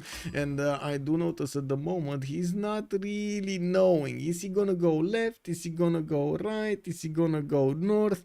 Did he see this Comedian scout? He probably saw it, right? It must have passed that Aztec scout here. Anyway, we're gonna come back. Actually, no, I don't want to come back here. I want to see if the settler is actually moving to the north, and if this scout is gonna get him. Cause I mean, you know, it's gonna be very quick. It's gonna happen quickly, man. This scout, when this scout is gonna get a whiff of that settler, he's gonna be like, candy, and there we go. Let's actually see the last move. Sprig is going north. We do have a scout. Oh. Did he move? He didn't move it back. He didn't move it back. Sprig didn't move it back. He moved it across. And I do see, of course, the scout can actually get directly on that iron tile and try to cross as well. Sprig is on the run. He's bringing back his Eagle Warrior, trying to actually get some defense going. He could actually shift enter. No, one. This one doesn't have movement. So next turn, maybe this, this, and then shift enter here on the 1-2. That kind of seems like it's going to be the plan, right? I do have to say, Legis Scout just noticed the settler. He didn't have enough vision to actually see the settler moving next to Tenochtitlan. Now he sees the settler, and now he has the opportunity to actually go up on the hill and try to get the settler. This one moved already. Oh, no. He can't do it. He just cannot do it, right? If he goes here, he's gonna be taken. He can only go here. He can only go on the 2-1. Yeah, he can only go on the 2-1. There's no other way. No other way. Oh no. I think it's too soon for a prediction, but yeah, there was no scouting by in Sprig's land. I do see chat was saying, buy scout, buy scout. Yeah, they did have the gold, they just didn't want to invest it. And we do have the Eagle Warrior over there needing to move to the south, and I'm pretty sure Legion Scout is going to move across. Now, the Eagle Warrior is extremely powerful against the scout. It will cause some issues. Sprig needs to be careful, and I'm pretty sure he's going to want to keep on running away, even though this is a level 1 scout of Khmer with a hill promotion. It just, man, this guy is like Flash through the hills. You don't even see him. He's like, woo, you know, one of those, man, one of those. By scout shift enter, yeah, in a way he can't get away. Every time he moves on, it's taken. Big man is saying, yes, indeed, he can't get away. I think we need to keep the screen here, right, chat? We need to take a look at this. Up and close up. Yeah, let's see. Oh my God, look at that. Look at that, man. These are peaceful people from Sprig's land, and they just want to go and, you know, make houses, make farms.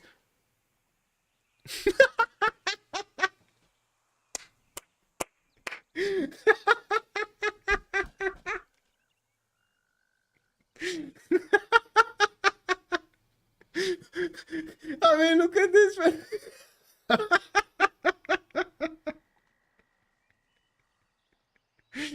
I think that is 10 out of 10 bamboozle that the mind plays.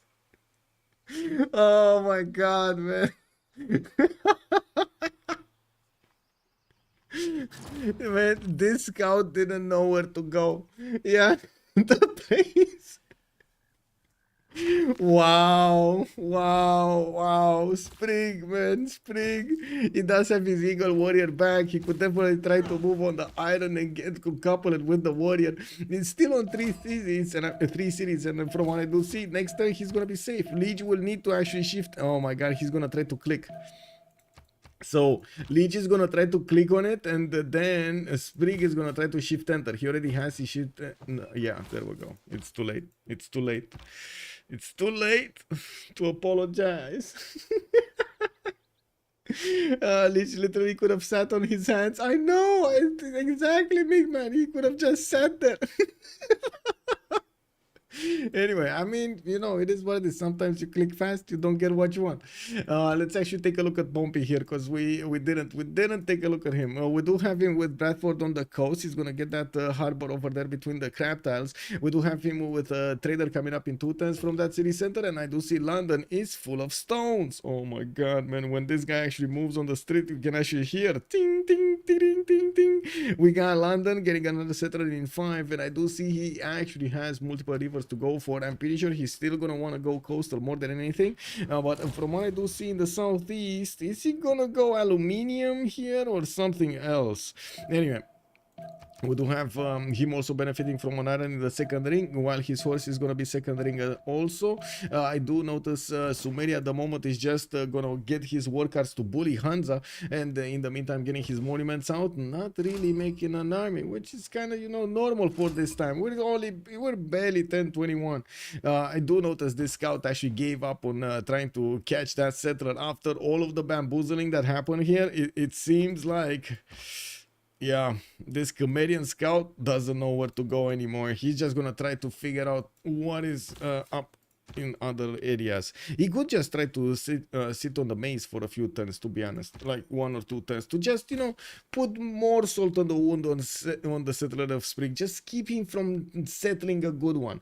Liege's APM too much? Yeah, Liege's APM is too much. Play of the game right there, Mazurus. Good evening, sir. Yes, indeed. Yes, indeed. And let's take a look at the Pantheons. Do we have any Pantheons being chosen? Khmer, no. He did get the settler in between the mountains. That was an ivory tile, if I remember correctly. Yeah, it is. We do have him with the monuments, and I do see shrines coming around from Hariharalaya. In the northeast of Hariharalaya, he's going to have Gobustan, and I'm pretty sure he's going to be happy getting one of those preserves next to it, adding more food points to it. He did not choose to invest in Wuling Yuan yet, and from what I do notice, he's very annoyed by the Roman scout. I'm a bit surprised that Roman Scout didn't actually move on the uranium, but sure, whatever. We do have the Roman Scout needing to get a promotion there. He's very close, but he needs to withstand at least 1 more hit, and he's kind of low in HP. Rome also, it will start off with 2 encampments by the looks of it, getting another city to the south of Ostia. That's going to be his 3rd one. Still no settle towards the west, towards England, and I do notice he's getting a slinger out because this English Scout found a home on his encampment. He doesn't want to move from there. He's blocking the people of Rome from building that encampment into the might that it needs to be. And we do have also Moksha going inside of the city of Ostia, not Rome. Is this gonna be Victor in Rome, or what is it? What do you think he's gonna get in Rome?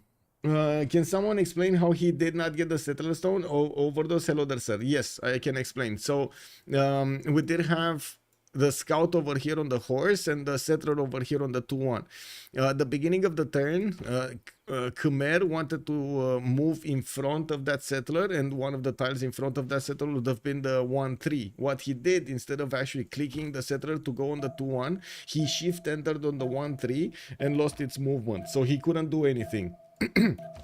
While Aztec saw this happening, he just moved back. He moved on to the deer tile, and that's it.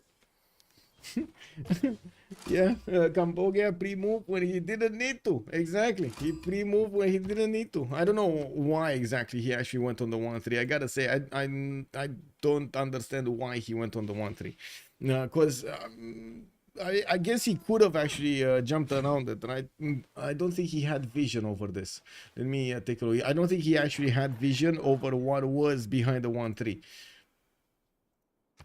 Yeah, he just discovered all of this area, so I'm pretty sure he didn't have vision.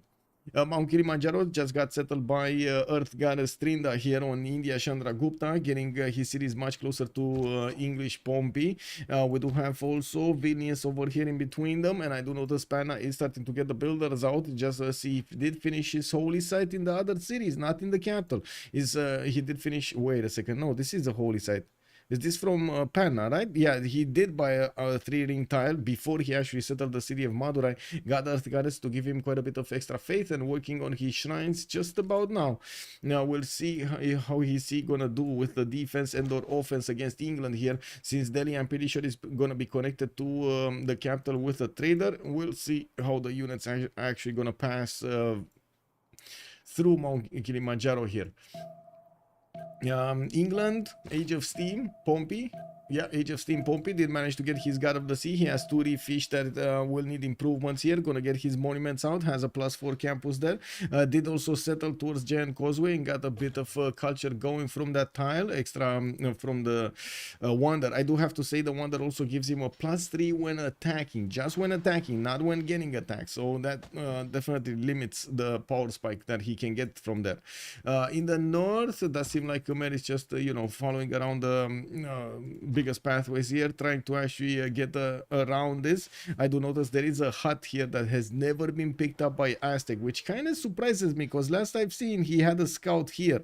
I don't know, or something, or a scout or something there. I'm not sure if it was a scout or a warrior or something. But anyway, it looks like he doesn't have it anymore. Magnus is establishing in Tenochtitlan. We got some campuses from Teotihuacan. This city is terrible, by the way.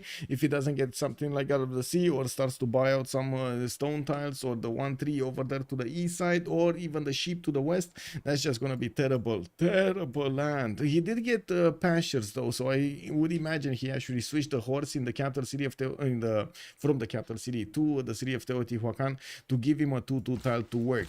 He's gonna start improving his amenities with irrigation here, and well, we're gonna see what kind of pantheon is he gonna get when we're gonna come back. I do see Xpli is starting on his 3 encampment setup. We do know where this is going. Xpli does have England next to him, and as you've seen, we do have also on the other side India. So I would imagine Pompey is gonna have a hard challenge keeping his cities alive here. Even with God of the Sea, even with Spirit of Fion, it's not gonna be easy.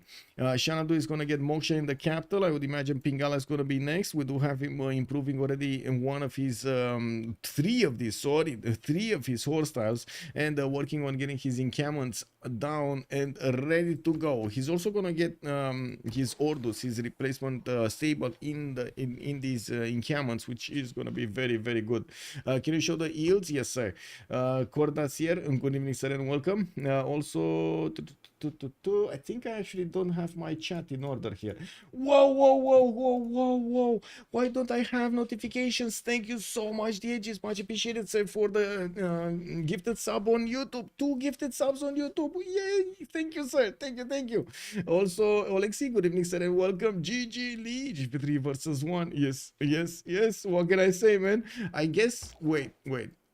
It was Liege versus himself versus Aztec.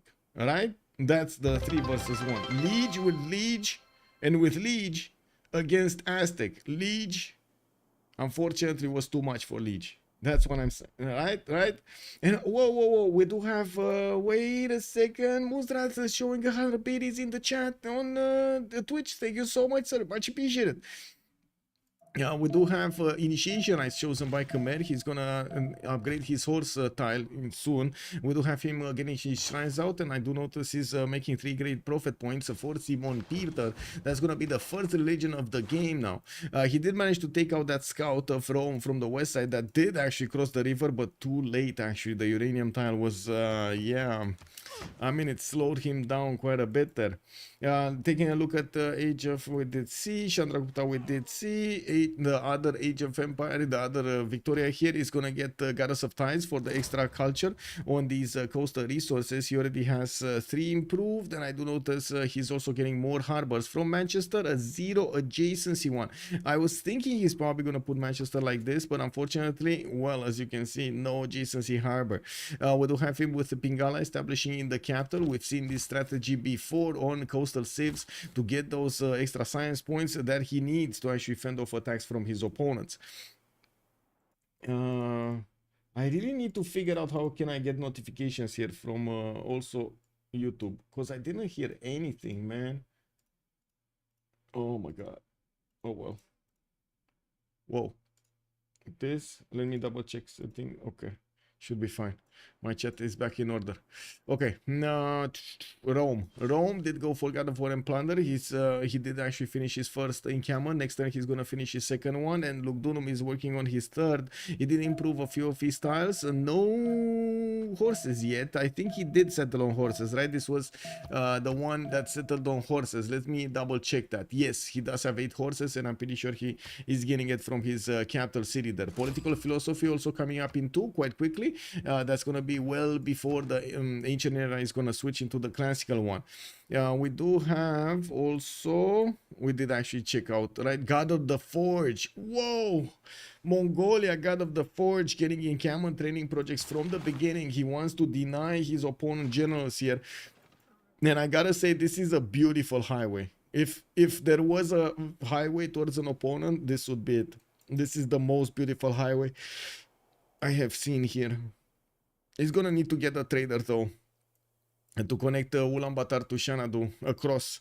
And I do notice he actually sent the first trader towards Hattusa, which doesn't have a city spot for him in between next to those mountains. We do have some archers coming around from Ulaanbaatar and Urumqi, while Expli is gonna want to improve some more of his tiles. So we do need to see if we're gonna have here Pompey managing to withstand this. With Moksha in the capital with quite a bit of production, he's gonna get a holy site from Stoke-upon-Trent. Might actually try to get something like Defender, but it's gonna take a while. Chandragupta, he's getting his own bronze working, an early empire.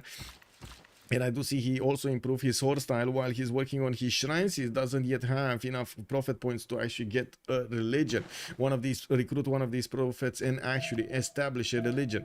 We do have also in the scientist screen, Aztec starting to get 3 scientist points. Let me actually see. He did open up with these ones, and I do see he's getting an encampment down. Okay. I was actually expecting, like, I was not gonna lie, I was thinking about this as a Gavron Plaza tile, not an encampment tile, but sure. I mean, if he does want an encampment tile, who am I to judge? We do have him already getting a lot of gold from his olives improved and getting his campus here in Teotihuacan, while we do have him defending with some slingers. He is bullying Johannesburg of all of the builders. We do have 3 eagle warriors that are actually shaking hands here and taking down each of the Johannesburg warriors, praying to actually transform them into his own builders. You know, Magnus in the capital from Teotihuacan, and of course in the north, Kumasi is gonna try to get a builder to get more out of this. Let me see. Can we? I think we can start the prediction for who will win here, because we might have a fast game.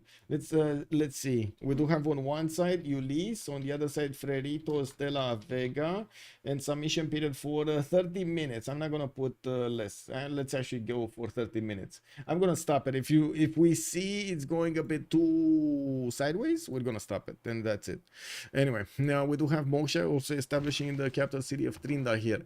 Anshan, Bologna, and Hattusa for the science city states. We do have Brussels, Johannesburg, and Hong Kong for the industrial city states, while Antananarivo with Vilnius will provide some culture. I do see also Vatican City with Kandy will be available for the Fate Civs in the game, and of course Chandragupta, Khmer will definitely want these. Hansa is going to be the only one for trade bonuses.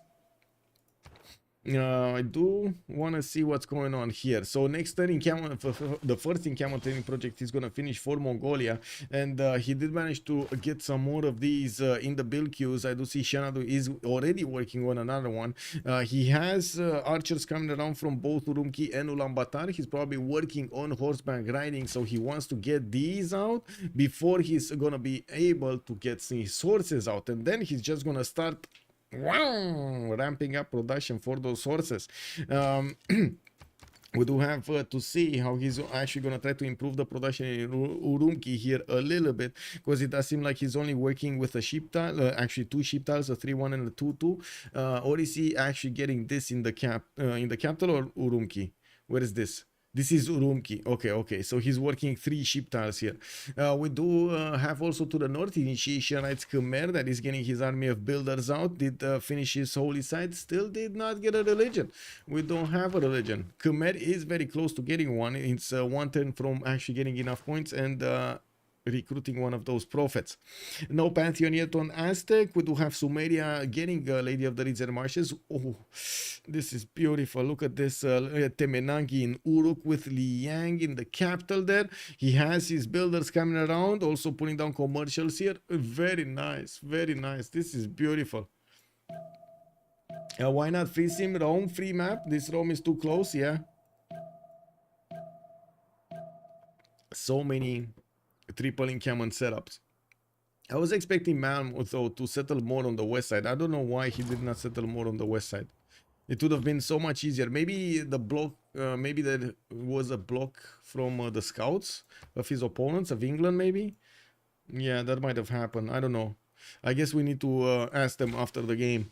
We do have also quite a few units here from England trying to protect his tiles, while Mongolia is starting to already move his archers towards his opponent. I do see the first horses coming up from Urumqi in 3 turns. He just also plugged in the card for half cost over there, and I do see he's definitely gonna get a general next turn.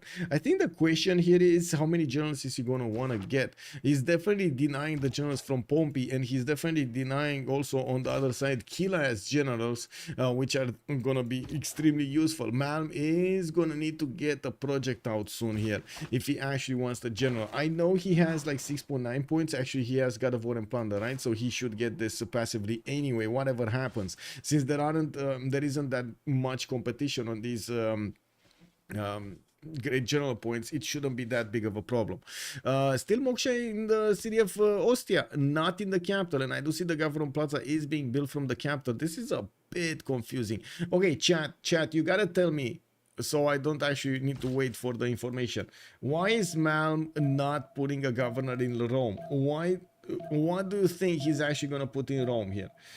Jan Sumeria, best Sumeria, yes. Has Gilga found the Pantanal? Let me actually double check. Did he?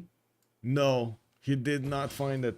Yeah, it will be Magnus. Overdose. Do you think he's gonna be Magnus? Okay, so you think he's actually gonna get Magnus to chop all of this forest out with 4 units or something? Okay, that makes sense. Oh, let's see it. Let's see it. Liang in the capital. I don't. 1, 2, 3, 4, 5, 6, 7. I don't think there's enough resource here to actually allow Liang to go in. Sewi, also good evening, sir, and welcome.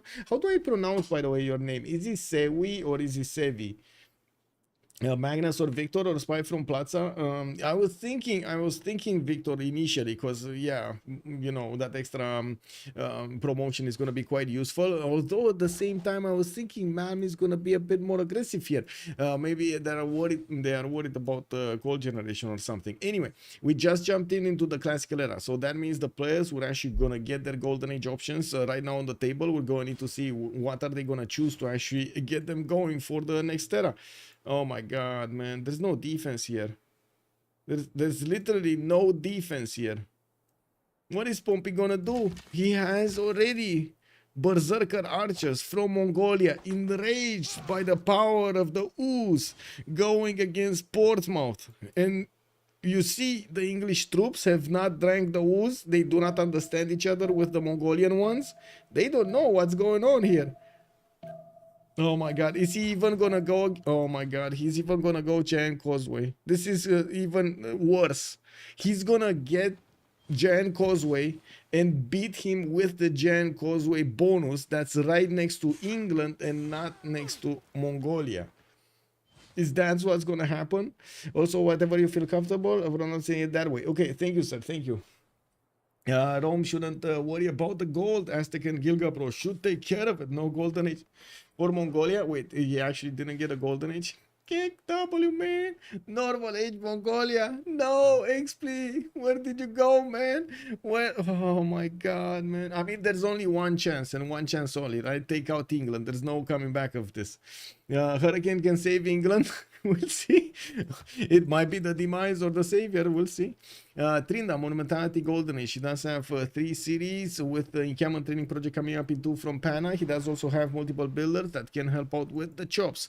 No units yet in Delhi, even though he does have quite a few chops there if he needs to start pumping them out. In 2 turns, he's actually going to get horseback riding and 1 political philosophy. Only 9 science and 9 culture for him with 27 faith at 10 and 33 production. I do see Jaya Varma the 7th also, Monumentality Golden Age. He's 2 turning settlers. I do see he has a religion. That's going to be Islam, work ethic, and defender of the faith here. Getting that extra production from his shrines and temples, or prasas, I should say, is going to be nice. We do have him right now training 2 of these settlers, and we'll see where is he going to end up with them. Such a big army of builders, by the way. 1, 2, 3, 4, 5, 6 builders. He has 6 builders already. Greg 242, thank you so much for the prime, sir. Thank you. Much appreciated, sir. 242. We do have Kilad also with a Pembrush and Voice Golden Age, 19 science and 18 culture on Victoria. Looks like he Pompey. Sorry, this is not Victoria. This is the correct Victoria, Age of Empire.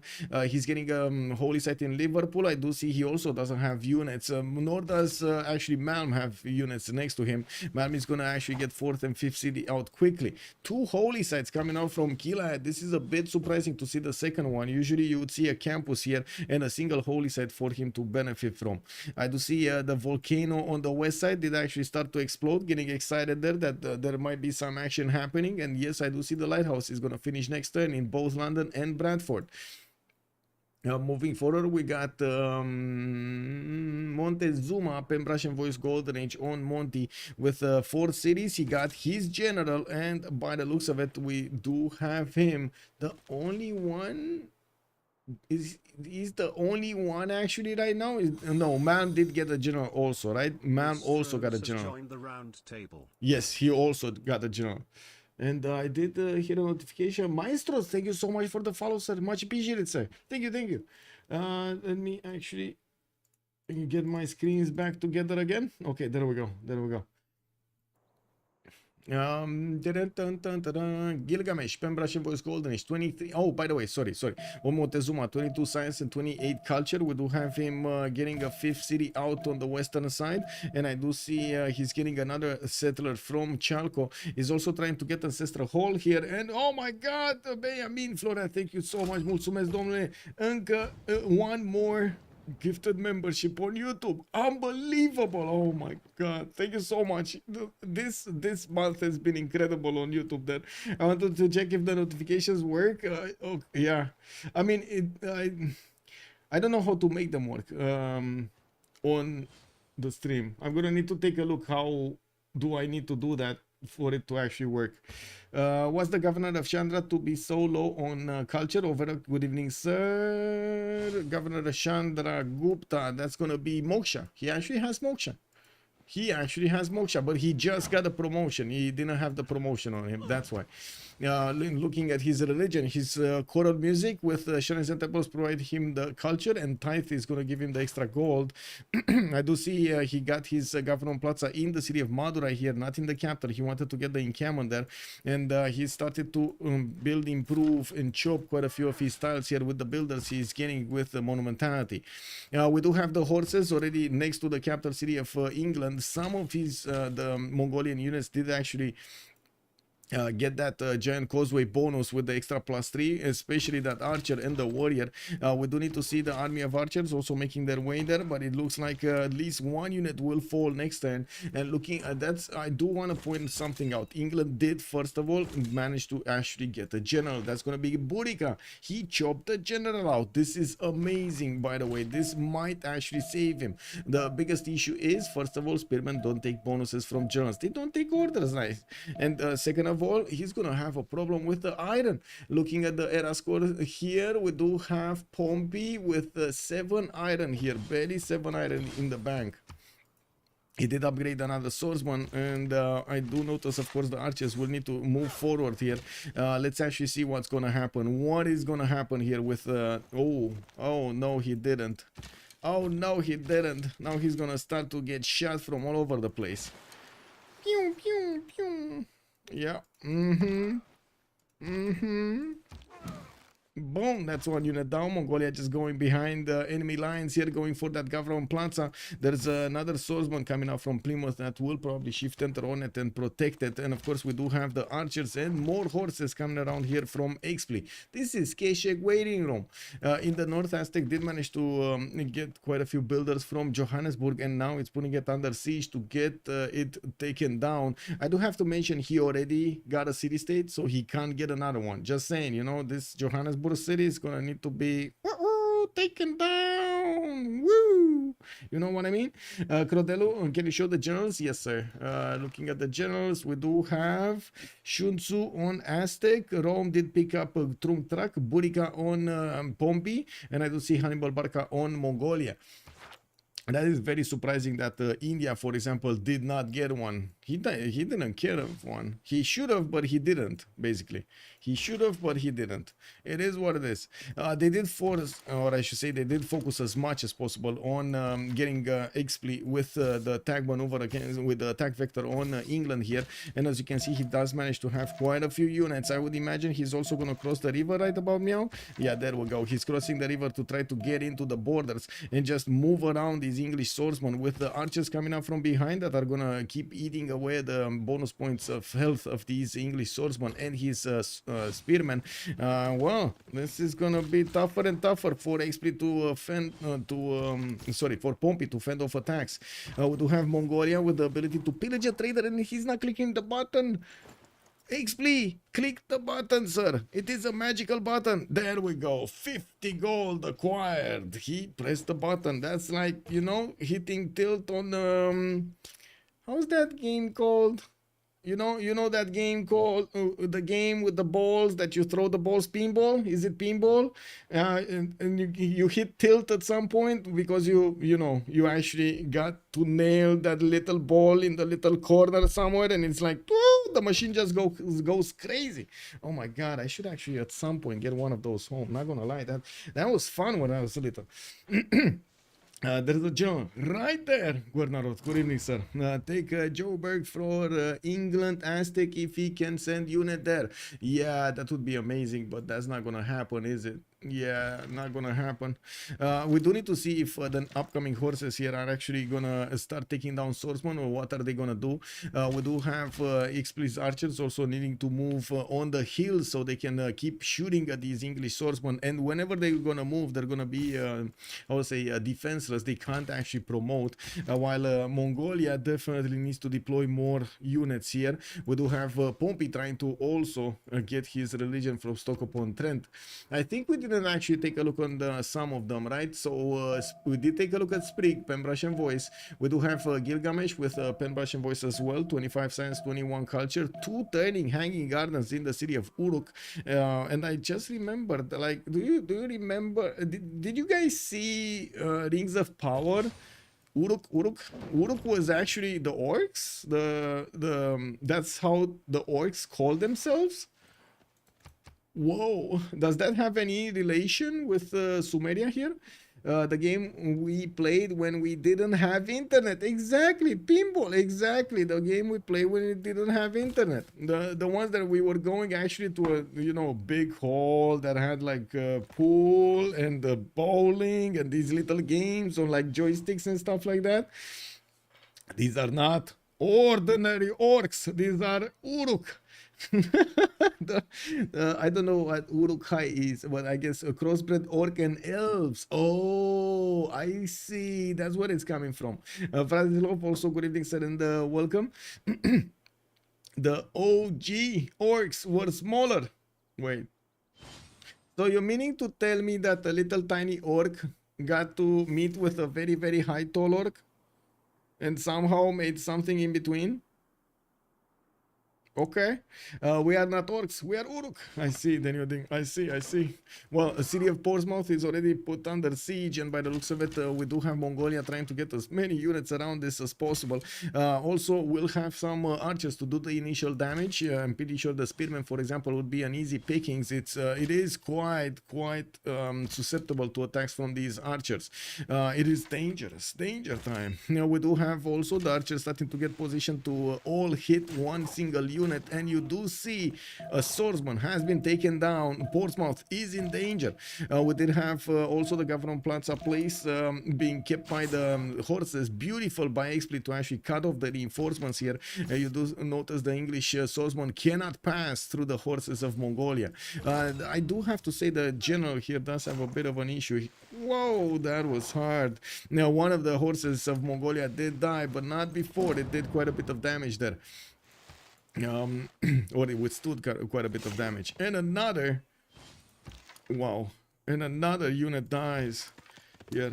And Portsmouth is gonna be taken down. It looks like Pompey is gonna be down to 2 cities with his Holy Site Prayer project coming up in 2 turns. This was the sacrifice that Mongolia did for his team over here, going into a normal age so he can take down his opponent. And look at this guy, he's just getting more horses. Like, you know, that's if we would need to actually open up his queues right now, we would see like 10 horses in each city.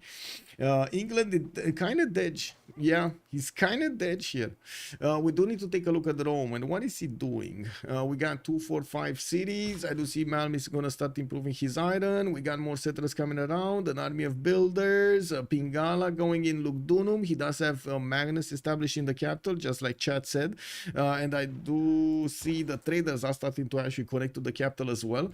Now, the initial trader was from Ostia to Rome, though, if I remember correctly, so that actually, or the other way around, I'm not sure exactly which one was it, but anyway. We do have him also with some units in between him and England, Kilad, to see if there is any movement. There is none, so you know it is what it is. 40 culture return will allow man to get to feudalism extremely quickly. I think he already did get to feudalism, if I'm not mistaken. Let me actually check his builders over here. Let me get a feel of his pulse. Doesn't look like we do have that. Anyway, he's recorded history in 2 turns here, and I do see he does have a single campus. Yeah, 2 campuses. He does have a +5 over here in Lugdunum. Okay, that's better. Portsmouth, the first city of Mongolia, is gonna fall, even if he's trying to get an archer. Too late. The city has fallen. And we do have, of course, the units moving around the defenses of Pompey, going directly towards the city of Portsmouth, where there is a general here, Burica, trying to save the day. One horse did die, and of course, the other ones take its place. New XP is going to try to get his archers in position after he's going to get the promotions for them. He can move on and put one more. While I do see in the tech side, we don't have Pingala here on Mongolia yet. Where is his yields? 13 and 18. That's going to take a long time to actually get to stirrups. He really needs Pingala. Not Moksha, he needs Pingala. Anyway, in the meantime, he does have 3 more horses moving around, and I do see he just keeps on pumping out horses like there's no tomorrow. Portsmouth has been acquired. Some of his horses do have promotions, and they're going to be quite strong, while his archers should be able to take care of the spearmen of his opponents here. Well, we did not take a look at Pompey, though. Pompey here with horseback riding in 2, his 9 science and 20 culture. We do have him with 1, 2, 3, 4 swordsmen and some more coming around. He's gonna get pressured by India from the east. Finally, we got India, Trinda, putting some production capabilities into his horses and sending them towards the city of Stoke-upon-Trent to see what's going on. I mean, he needs to sample the hospitality of Stoke-upon-Trent. If they're gonna be good, it's fine, right? If they're not gonna be good, if they're gonna be looking for trouble, oh yeah, I mean, you know, it is what it is. Anyway, big man, what was that? Government Plaza city? Which one? What Government Plaza city? You mean no, not this one. This one? Madura? Or which one? What is Rome gonna do? Yeah, I don't know what Rome is gonna do. 3 encampment opening without a target. I don't understand. Oh yeah, I'm not following that either. I was honestly thinking he's actually gonna get some units to Manchester. He could have settled at least one city over here somewhere on the Nitre tile and made the connection with a road path, so he could actually get to Manchester very quickly. It would have been quite problematic for Kila to get the defense going.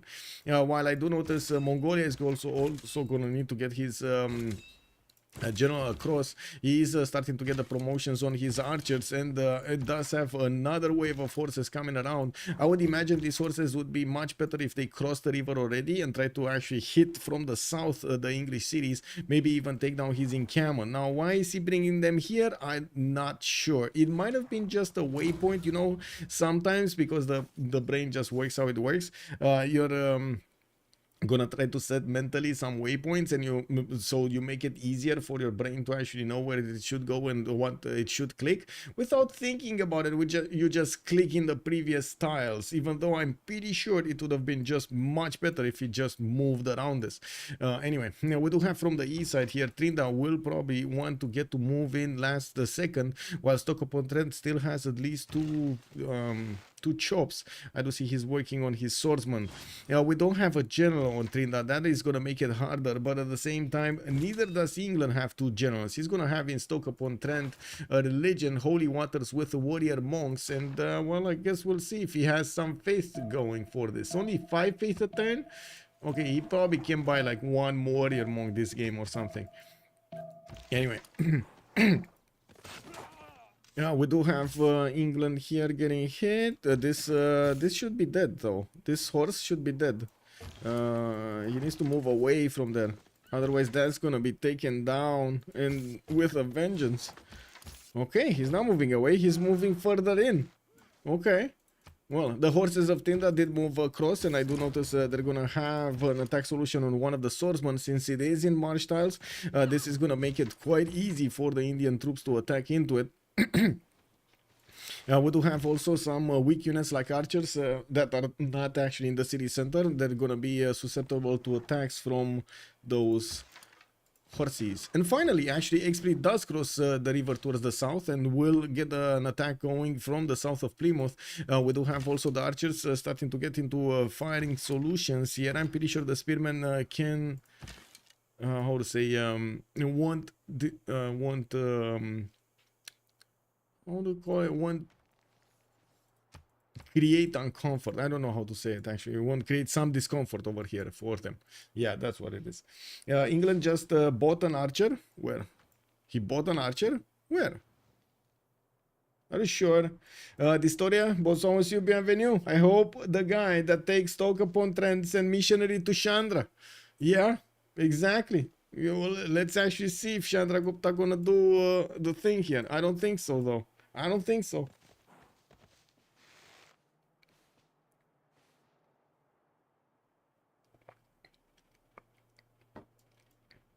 Also, timer, good evening, sir. Is Chandra coming to the third English city? Yes, it is. And I do see after England dies, they will be GG called. They won't play it. That might be. We do have Sprig over here getting quite big, but Pompey getting hit so hard is going to be a problem. They do have better stats overall than Team Ulyss, but that's just going to be a matter of time until Jayavarman gets his sim going. And since Kilad is not getting attacked by Rome, he's also going to have quite a bit of a good time here. Now we do have Tirits on Sumeria with arena coming out. I do see Hansa has been taken down. That was no wait, there was a city center here, but Aztec put another one of his. I'm not sure where Hansa was, to be honest, but anyway. Oh, there we go, there it is. Sumeria got it. We do have a rush for Colosseum in the city of Uruk with already quite a few commercials coming around here. Another city being placed in the south of Nippur. And while that will give him an opportunity to get some boats out, and that's going to be on the same coast as India. We do have also XP managing to get another place, another tile next to Plymouth here, putting those units of England to reposition and making those units to reposition. While I do notice Trinda still has problems to wrap around and delete these units of England from around the city of Stoke-upon-Trent. He did manage to take down one of the swordsmen, but still has problems with the second one. Good thing is there's nothing to chop anymore. There's no more builder there. Portsmouth is gonna flip in 2 turns. That city doesn't seem like it's gonna get a monument, nor is it gonna accept Governor Victor. That was too late for the loyalty. This -7 loyalty is quite a problem. We do have Mongolia also getting pillaged. Looks like Rome did manage to take out his iron tile, which is gonna be a bit of a bummer there. Also, Monstrat, wouldn't the religion of be deleted? Yes, that is correct, Monstrat. That is correct. Do Trinda master India as Gandhi Historia to make the missionary call? I think, yeah. I think that's a good question. I think that's a very good question. I know Access, which is a very good friend of Trinda, is a specialist, a Chandragupta specialist. Whenever he's actually coming into a lobby, it's basically, you know, the lights turn off. You got the stage opening over there, and you see Axis walking in with Chandragupta by his side, just getting into that lobby. Everybody knows, man. Everybody knows. Also, Kyber, good evening, sir, and welcome. Is Mongolia normal? Yes. Yes. Mongolia is normal age. Mongolia over here could not manage to get that golden, unfortunately. I'm not sure why, I'm not sure how, but he stayed in a normal age. Well, at the moment, he's actually managing to do significant damage against his opponent here, England. Even if they do have both generals, it looks like the extra, how to say, the extra units that we did see over here on Kublai just did the trick. We do also need to see how quickly is he gonna get to stirrups. I would imagine not fast. Engineering coming up in 2 turns, recorded history in 1, and of course to get to stirrups you don't actually need engineering, do you? He needs this. Wow, he's going for machinery or something? Sure, man. Oh, maybe he actually wants to get a catapult out, right? That's his choice over there. He really wants a catapult. Are they making enough gold? Wow, what is this gold per turn? Oh, I thought it's 000, but it's actually 90030.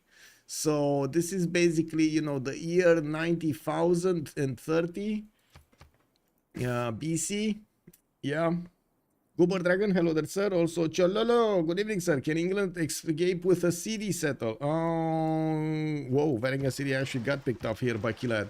I was thinking maybe that's a safety settle, but no, I don't actually see where he can escape. Stoke-upon-Trent is being placed under siege. There is no unit going there. We do have new horses coming around, even though there is another swordsman from Stoke-upon-Trent. Finally, the horses of Trinidad did manage to get attacks going against that city center, and it's just a matter of time until it's gonna be taken down. Wow, my music wasn't working. Kick W. There we go. It should be fine. Okay, more gold being extracted here from the cities of England while the walls did go up. These archers are going to start peppering, but I do think initially they're actually going to try to take out all of the units of England and then wrap around to try to attack into the city center. And of course, that's why he wants engineering also, to have the ability to buy something from that city, which he does have gold for. 264 gold right now for XP. He did pillage 2 of these mines, and as you can see, he's going to use that gold to do more damage here. Imagine if the Kublai spawned 2 or 3 people and was able to send units everywhere. Yes, we've seen it quite a few times. CC Paro, it is amazing to see all of that happening everywhere. Yes, it is. Looking at Sumeria here, we do have in 2 turns Colosseum coming around, and Hanging Gardens did also finish earlier. Aztec next to him is starting to get heavy chariots out, and does have closer and closer border with Khmer. Actually, he's going to be touching border soon. I do see also Warlord's Throne in Angkor Thom for Khmer in his Gavron Plaza, giving him more production towards military units and of course less maintenance, while he is going to get his preserve in Mahendra Parvata. He did also build, look at that, he actually got Stonehenge. What is this? And why do I have, what is that card, man? Khmer with work ethic, defender of the faith and pilgrimage for the extra faith, and I do notice Eastern Orthodoxy was the new one being established. Zen meditation for the extra amenities, and stewardship for the campus and commercial science and the gold. That would be Kilad's religion actually on Liverpool and Manchester. He does need to spread it to London and Bradford. While I do notice he actually put down an encampment here from Bradford. He's probably a bit, I would say, a bit worried about Tiritz on his west side. the science on Kira does look nice though, 35 and 43, while we do need to see what's going on here, because Mongolia, well, he just keeps on getting what he, wow. Wait, did this just happen? So the turn engineering has been opened up on XP. He lost the closest city he could buy a catapult from to actually attack into Plymouth. Wow, the timing on this one. Doesn't England see coastal CS that has been killed by Sumeria? England coastal CS Hansa? Yes, he does. Yes, he does. He sees it. He does. And I do see we do have coastal also cities coming around from Kilad. He did have a Goddess of Tides. Not that many yields actually coming up from that when he's gonna start upgrading his units here. His tiles, not units, tiles. I do also notice Trindair, unfortunately, well, did not get Varus, and looks like Stock upon Trent is gonna be free. He did manage to get Ethelfled, which is gonna be a totally useless general here. There's no unit right now that would actually get those bonuses from it. Then I do see XP did start to actually shoot his arrows directly at the walls of Plymouth, you know, slowly tapping away, chipping away. You know how a woodcutter actually cuts wood? That's basically these archers cutting the walls down in Plymouth. Just tap. Still no levy for the Freritos, England. Yeah, I did not see anywhere. Let me see if we do have Pompey actually getting a city-state anywhere. No, I don't see him choosing anything here, and they're kind of starting to run out of city-states, not gonna lie. They deleted quite a few of them, or conquered them. Okay, so another unit dies, and soon another unit dies? No, actually, Kek W, man. We do have the Indian troops coming from the right side, joining the fight of Mongolia against Plymouth, leaving alone Stock upon Trent, what Portsmouth is, wow, still alive. And kicking, his swordsman did actually do quite a bit of damage against that horse of Mongolia here. Okay, can he actually take out that city? No. Pompey doesn't want to let go of this. Took out another one of the horses. Portsmouth is alive. And did XP just lose 2 horses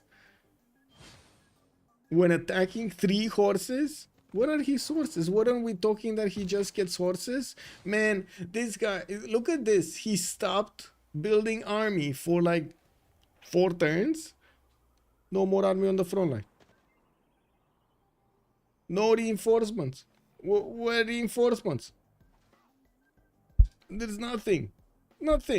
There's like only 2 of these archers. That's it. Okay, sure. I mean, they put a lot of damage on Pompey, right? Machiavelli also, does England have any chance to escape like a CS levy kill? Machiavelli, I was watching this, but I don't see him choosing any city-state here. So I wouldn't really say he does at the moment. We'll see if he actually chooses a city-state and tries to levy it. Okay, more damage being done to those walls.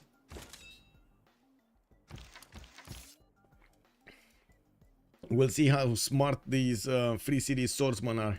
And I do see from the north, Sprig is coming into the rescue with Shun Tzu and the horses with the swordsman.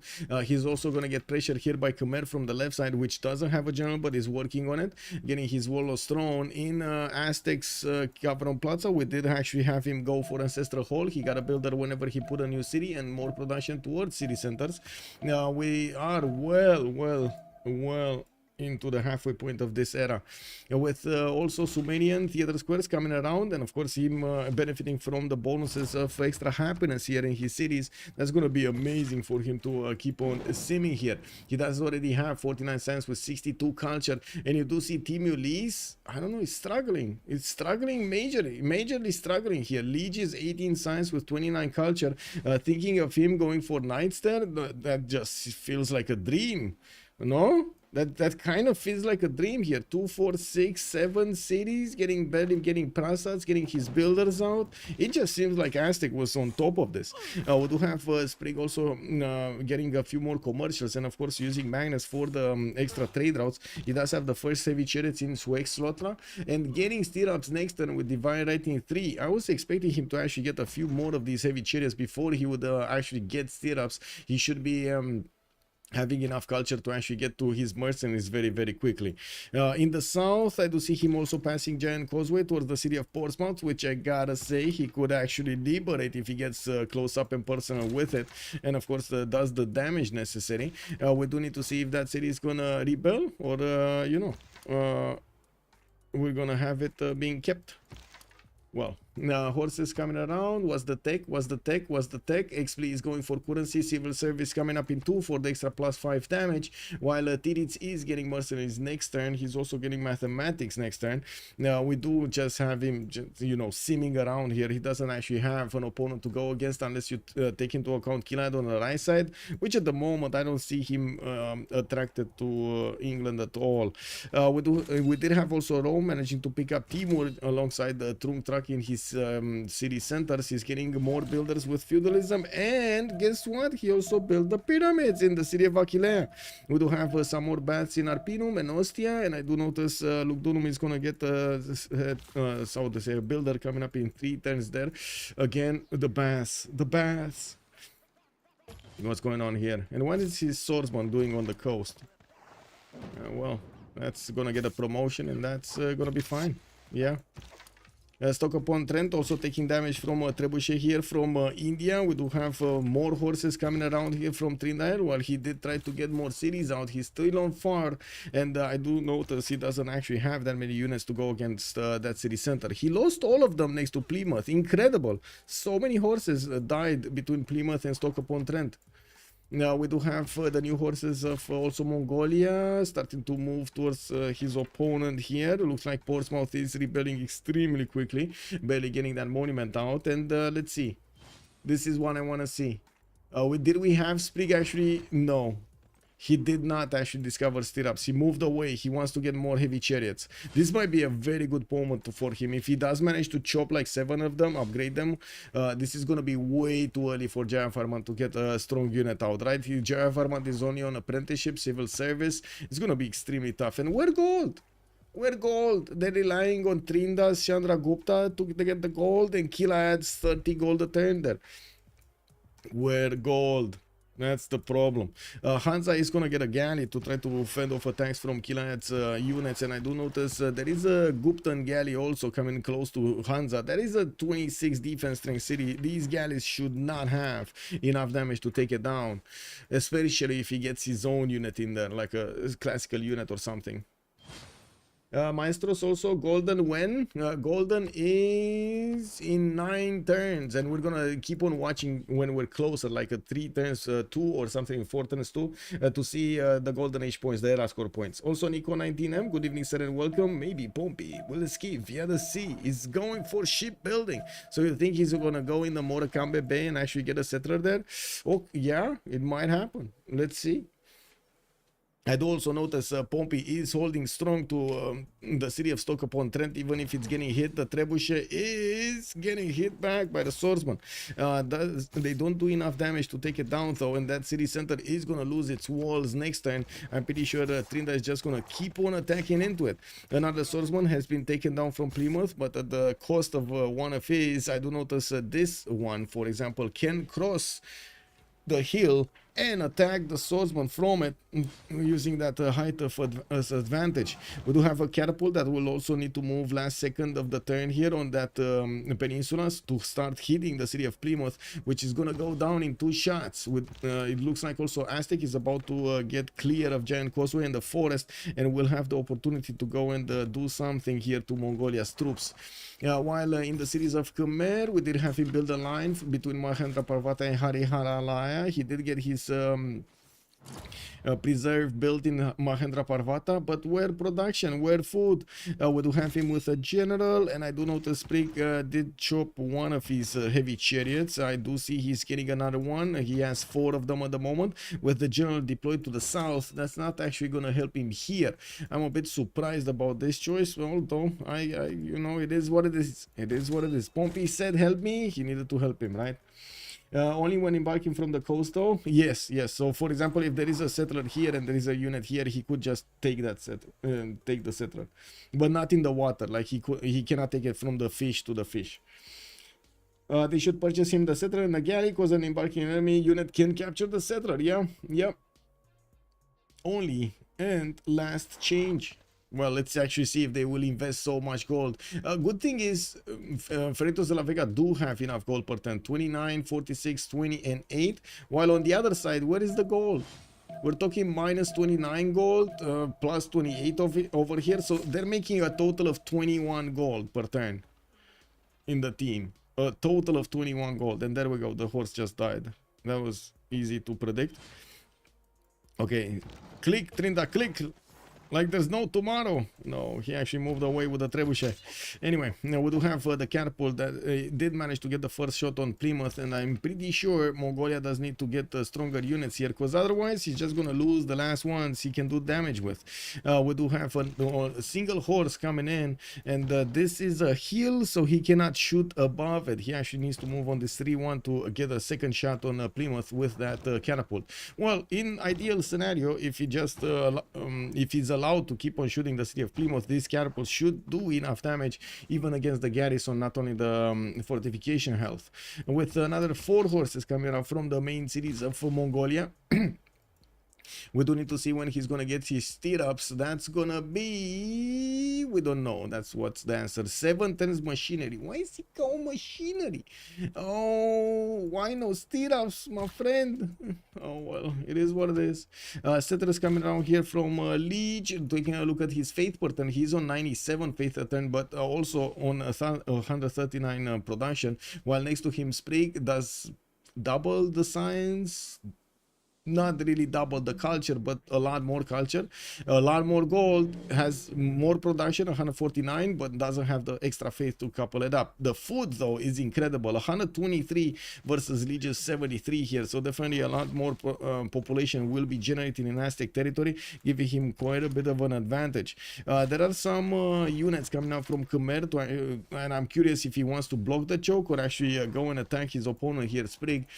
Sprig did put off from upgrading his heavy chariots into knights, so he could get some more of these, and it looks like he's not getting some more of these. We do have in the scientist screen here Hypatia being picked up by Rome. I do notice Sumeria did also manage to get Zankian, and there is no other trade route. Okay, no other trader here, no other merchant with trade routes. On Rome, I did notice intelligence agency is gonna finish in 2, and he does have his baths already getting finished there. Libraries from his campuses, and he did manage to get to 78 science and 81 culture. I'm not sure who is gonna CC to whom here, because honestly it kind of looks like Ulyss will need to CC to Freritos, even if Freritos loses a player here. Is that is my read on the situation correct here? Is this what's happening? Because man, the difference in science and culture is just staggering between the two teams. Yeah, what's the Lux bonus on Aztec? Let me see. It's +4 right now, but he does have 2 continents. He actually spawned with a big continent split. There we go. He actually has a continent split. Yeah. Then he did get salt, silk from the right continent. What does he have there? Salt and silk, salt and silk. He could have had some honey, but he didn't. Okay. And from his continent, he has amber and olives. Can he get something else? Oh my god, he has a lot of olives. A lot of olives. He can get... no, he can't. These are one tile too far away from Azacapotzalco, the whale tiles. Is there another whale tile somewhere? No. I don't see any other resource though. So yeah, +4. Oh well, a possible +5. Anyway, we do have these units of Mongolia figuring out. Aztec has been sending some units towards him, getting his warlords thrown in 3, and I do notice Expli is still trying to get to his machinery. He did manage to put the 2 catapults to attack into Plymouth, and you can see how much damage these guys are doing every turn. 1 horse got exposed here, and I gotta say this is dangerous. These 2 swordsmen can actually shoot at and take it down. It's just a matter of time, and that's, well, that's gonna allow the other horses to actually come in and take its place. Let's actually see what's gonna happen next time. There is a buy for a settler from Stoke-upon-Trent. He's actually gonna try to get it in the water.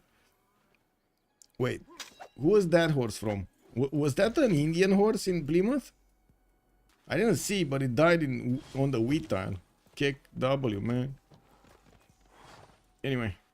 Looks like Mongolia is meeting these Aztec units on the battlefield of Portsmouth and keeping them away from that city center. The city does rebel in 3, and the catapults have not shot against Plymouth yet. Not yet. Soon though. Soon TM. Okay. We don't have apostles here. Okay. Liege is actually going to pressure Aztec, which by the way, Aztec did manage to get 2 more of these heavy chariots in Tenayuka. That's going to be 6 in total for those knight upgrades. We do have him also getting a galley, and of course, since we are so close to the golden age, let's actually take a look. We're 5 turns away. Trinda is 2 points off. We do have him getting some harbors, getting finally a Varu out of Panna and sending it to the front line while his trebuchet kept on shooting. He did manage to get a promotion. He will delete the wall soon. Unfortunately, it does seem like Pompey might actually get away. His capital city is not going to get away though. And next turn that capital city should be taken down. You see how he is trying to actually get the 3 swordsmen to attack back and try to trade it. We'll see how this develops here next turn, if we're going to have Mongolia actually managing to save it. Next turn stirrups for whom though? Next turn stirrups for Kilad, for Liege. No, the Liege is in 3 turns. I don't know who this. But anyway, somebody. Do they have the goal for all of the knight upgrades? They should. No. They do have 62 gold at 10 on Sprig, 68 on Tirit, 16 on Malm, and 5 on Pompey. While I do see in the total tab 62, 22, 26, 33. That's basically like 2, like not even 2, 1 single knight upgrade. What's going on here? Ila pause, okay, it's a pause, yes. Emergency. Whoa, emergency, okay. Mouse over Aztec profile picture and wait for the pop-out. You can see the Lux improvement. Sure. Okay, tradable Luxes, he has 4, yes. But I wanted to see which ones and where they are, this story. Because I mean, I already saw this, right? I already saw how much he had over here from these units, how much damage he was doing, +4. I wanted to see exactly which, so I can figure out which others does he not have here. But anyway, it doesn't seem like he's actually gonna have the +8 that we were expecting. It's gonna be tough for him to get those. Yeah, it is what it is. I do have to say, it is quite nice to see Montezuma getting so big, and especially Tirit's over here on Sumeria, 81, 90, 95. It's just a matter of time until Montezuma is going to be a bit, Gilgamesh is going to be a bit too tough to handle. Okay, somebody at the door. Ooh, I see. Okay, commercials in Kish. We'll see how this goes. I do finally see an encampment here from Uruk. That's a 13 pop city at 1052, by the way. 13 pop city, 1052. Emergency, what you say on CivFR, usually for unexpected pauses, not necessarily an emergency. Oh, I see. Well, in this case, looks like there was somebody at the door, but now somebody else is missing, and I would imagine Liege went for a quick toilet. For a toilet dash. Dashing toilets like it's 1999. Rings of Power doesn't make my sense. Doesn't make any sense. Yes, it's kind of weird. It's very weird. Stoke ain't a pretty city.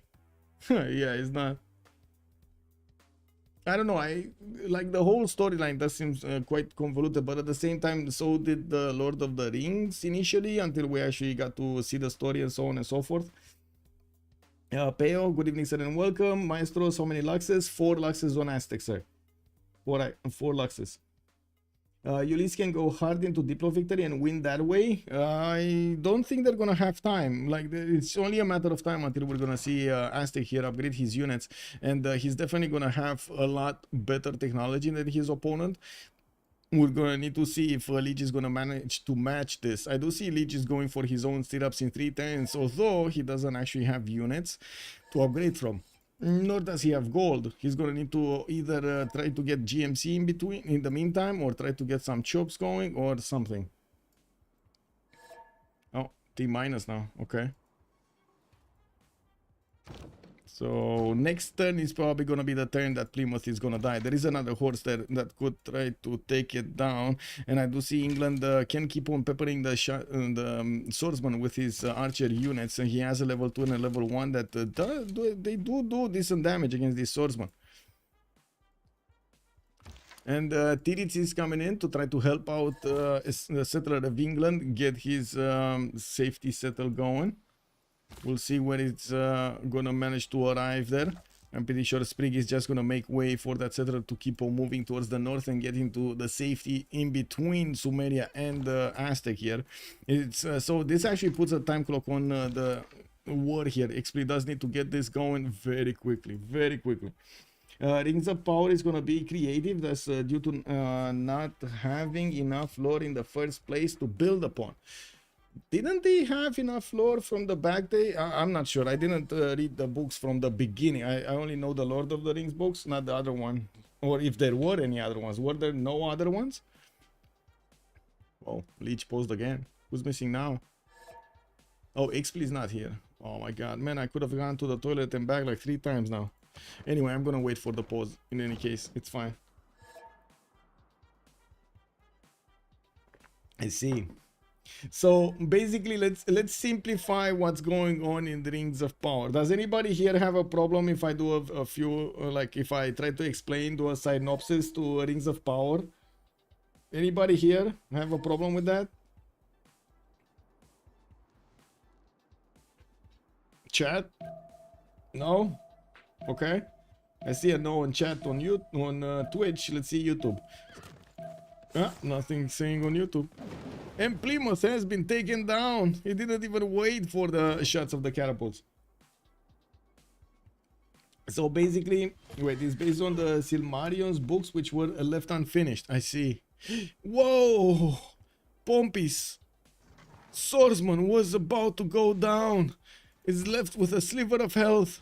And I do see the city of Plymouth is, well, surrounded by a swordsman of his opponents here. It looks like XP for some reason actually wanted to get his swords in the march tile there, in the rice. And we do have Plymouth also trying to get a new catapult, and I do see there is a builder there allowing him to chop more. We do have Khmer moving his missionary from the south, and, well, England did not manage to get to Plymouth by the looks of it, even if he can do some damage. Wait, what was the order of the Tolkien books? Hobbit is first before Lord of the Rings? Yes. Lord of the, and they did like Star Wars. They first released 4, 5, 6, and then they got 1, 2, 3, and then they got 8, 9, 10, or whatever it was, like 5, 7, 8, or whatever. You know, actually 7, 8, 9.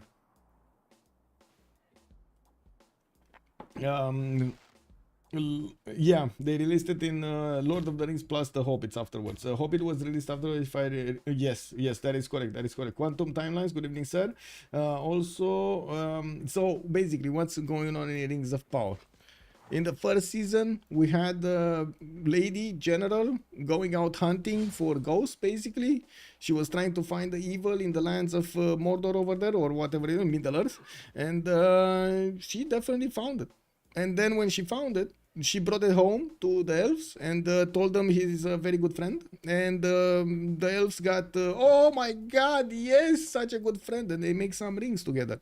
And when they made some rings together, everybody was like enchanted. Oh my god, the power of the rings. Oh my god, doesn't this give you a bit of a Captain America kind of feel? Not Captain America, Captain Planet kind of feel? Rings of power, yeah, poo! You know, like Earth, wind, it kind of gives me a feel like that, you know. And then in the second one, for some reason, that guy still didn't get discovered, even if the dwarves are already dreaming of other stuff. They were actually able to see through stone and hear the mountains, if I'm quoting this correctly, right? WTF, man. Anyway, how far does Gilgal's shared XP reach? I'm not sure, but probably like 7 tiles or something like that, 7, 8 tiles.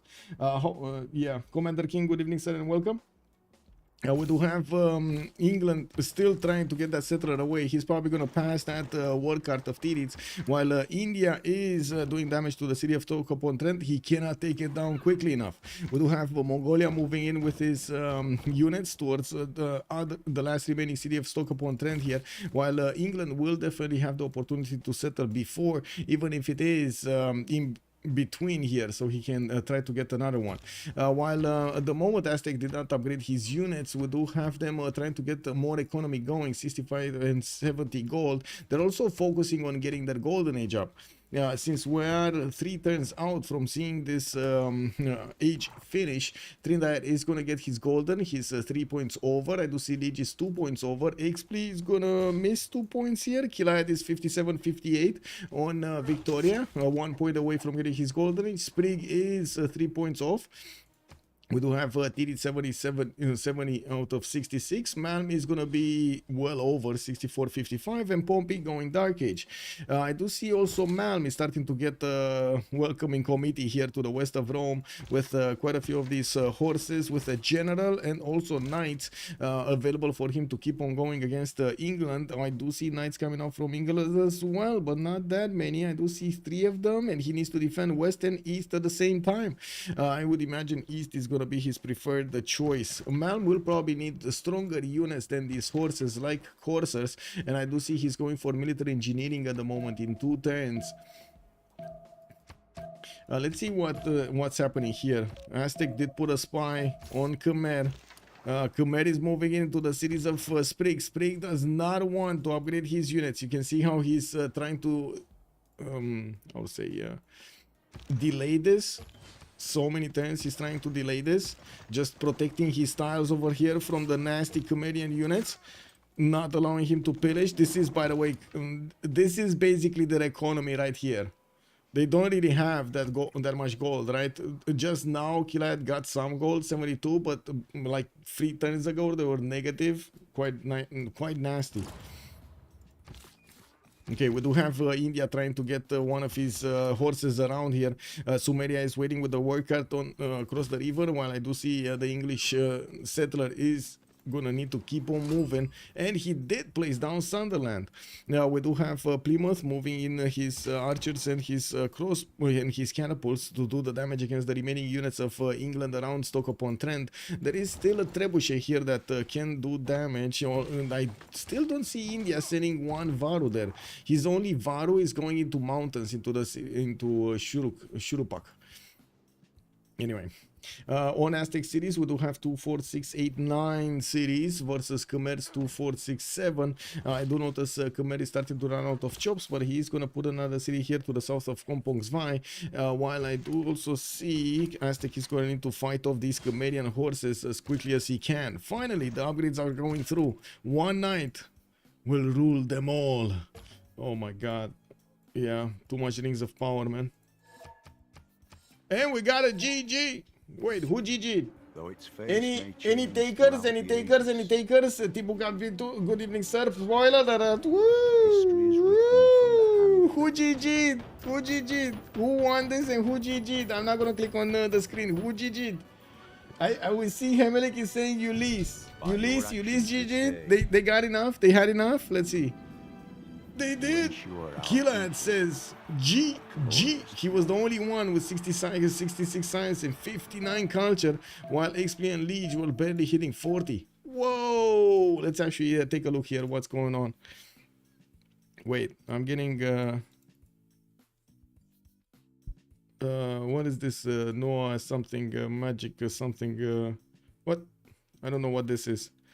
Sorry, I'm getting spammed in my Discord and I don't know what this means. Let me actually figure out what. Nothing? Okay, he wants to poke. Okay, sure.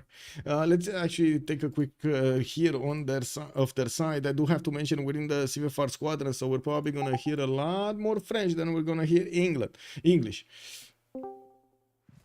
GG, well played. GG. Man, that settler, bro. GG, that settler, man. That settler, Liege, and who is it? Pompey? Or, Right, was Sprig. no, Sprig. Yeah. What happened there, Liege? What happened? It was so funny to watch. It was incredible. You Yeah, lost. You lost a settler? No, No. he was about to take one, but then Spring moved another way. No, I shift enter because I was thinking he had maybe a unit just above my scouts, and I was taking a gamble about it. I was thinking he wanted to first move on the tile where Yeah. I shift entered. So I was thinking maybe with a shift enter I can block him and Yeah. take his settler just after. And I don't really know what happened, to be honest, because and Spriggan, yeah, qu'est-ce qui s'est passé au final? He moved back. Yeah, he moved back, but He was lost anyway, so I move next to my capital. il était perdu Or de take toute back. façon. Yeah, Il était full perdu et il a dit Ouah, je tente un truc. Et il a dit au moins si je le perds, je le perdrai proche de la capitale. Et voilà. Ok. Parce que moi, justement, pour moi, il était pas perdu parce que je voyais pas derrière. Je me disais, bah, il y avait un truc, il y avait une unit, etc. Dans ma tête, c'était. Ah non, il y avait rien du tout. Il y avait rien. du tout. D'accord. Et parce que derrière, il y avait un marécage, j'avais l'impression que je pouvais pas passer, tu vois, même. Donc, Non, il y avait colline, marécage, t'avais assez de Ouais, PM, ok, t'avais ok. promo de colline. Bah, j'ai voulu tenter un truc et au final, bah, j'aurais pas dû, quoi. J'aurais dû. J'aurais dû juste me dire qu'il y avait aucune unit. Ok. Parce que toi, t'as dû être étonné, du coup. Ah bah, on a soufflé un bon coup là. Ouais, de fou. Ouais. Mais donc du coup, t'as ta go à ce moment. Enfin, je trouve ça ouf. T'avais pas d'unit et comme t'as été surpris que j'avais encore un PM quand je me suis Non, rapproché on de savait. l'arrière. On ça savait va, mais on il y savait a- depuis il y a- un tour qu'il était on espérait juste qu'il y ait une casse plate en dessous de son colon pour qu'il puisse le settle en Ok. first move, mais sinon il était fini le colon. On pouvait pas acheter Et- d'unit. Et t'as pas voulu le tempo, etc. Ok, d'accord. Non, mais bon gamble, hein. Moi j'avoue qu'à la place de Sprig, quand j'ai vu ton scout, je serais retourné dans le centre-ville, mais Sprig était un chat quoi, il est parti à droite. Quoi. Mais oui, en fait, et comme il est Mais- parti à droite, je me suis dit, bah il a forcément un truc. Je me suis pas dit, bah tiens, il y a plus rien, il va juste perdre son colon. Mais en fait, t'avais ton scout, mais à tout moment tu pouvais partir au nord, à tout moment tu pouvais faire autre chose, à tout moment genre tu utilisais tous tes PM pour faire autre chose, et du coup bah j'ai pris Gamble. Et en fait j'avais mon guerrier qui revenait il arrivait peut-être un tour plus tôt, mais finalement non. J'ai mal calculé je crois. Et anyway, je me disais j'allais aller à droite, c'est fine, sauf si unité, et au final bah je pouvais pas le sauver. Si par exemple il y avait Ok. une forêt plus colline, j'aurais peut-être pu le sauver, mais là il y avait vraiment rien de ça. C'était où Kumazi? C'était tout en haut là? On a même pas réussi à scout. Ouais, c'était Kumazi tout en maintenant. Ok. Et une luxe. Une petite luxe. Bah GG les gars. Ouais, GG à vous. GG à vous. Voilà. Ah, bonne soirée. Bonne soirée. Ciao. Bonne soirée. Bonne soirée. Yeah, GG, well played. Oh, there we have it. We heard from Leech and from his team, and so also from Sprig over there from Freritos de la Vega about the settler not being snatched in the lands of Sprig. Yeah, that was incredible over here. I hope somebody clipped that because that is to be remembered. I do want to thank you for joining us. I do want to also thank you for the subs, for the follows, and of course for your kindness over here on the chat, for your bits as well. Thank you so much, sirs. Basically putting bread on my table. Much appreciated. I also want to say we're gonna have during this weekend the Rooster Cup semi-finals, the qualifiers, the last ones, which I do hope we're gonna have a lot of amazing players going in. I saw the list, I saw a lot of players wanting to join, and definitely I need to actually set it in stone tomorrow, send them the messages and confirm with each of them. We're gonna have on a Saturday the finals for the Rooster Cup as well. Sassy Gamer Lady, thank you so much for the raid, much appreciated, man. Thank you. We got Hawkeye, we got Omera Cat. Good evening, sirs, and welcome. Kristen Gemstone, hello, sir. And of course, Sassy Lady, I do want to welcome you back for streaming. I did notice you are going for a little bit of Ara History Untold over there. I hope you enjoy it. And of course, come back to Civ, you know, the mainstay, the big one, the main meal, basically. I also want to say much appreciated for the subs on YouTube. Thank you so much, Benjamin. Much appreciated, sir. Thank you. Also, every YouTube vid says ROP is bad, Rings of Power is bad. Okay, I mean, It's not amazing. It does have, again, some weird stuff in it, like political messages and stuff like that. But I guess all of the movies have these days. What can you do? Also, it's horrible what they're doing to Tolkien's lore with it. Yes, I mean, it's basically just the same treatment that Star Wars had, right? They're just rewriting everything and not caring about anything. There's just so much disrespect over there. Yeah. Oh well, I guess at some point we'll see what the audience wants.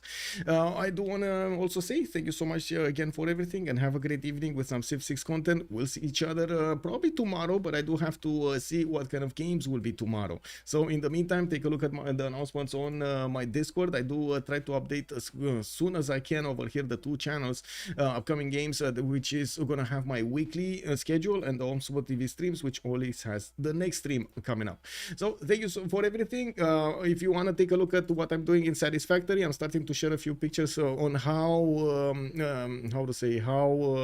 the map is evolving, how we're getting all of the buildings done and so on. Me and Cisco, Busy Snail, and her friend Jimmy are working on this. If you want to join us in Satisfactory, you're free to do so.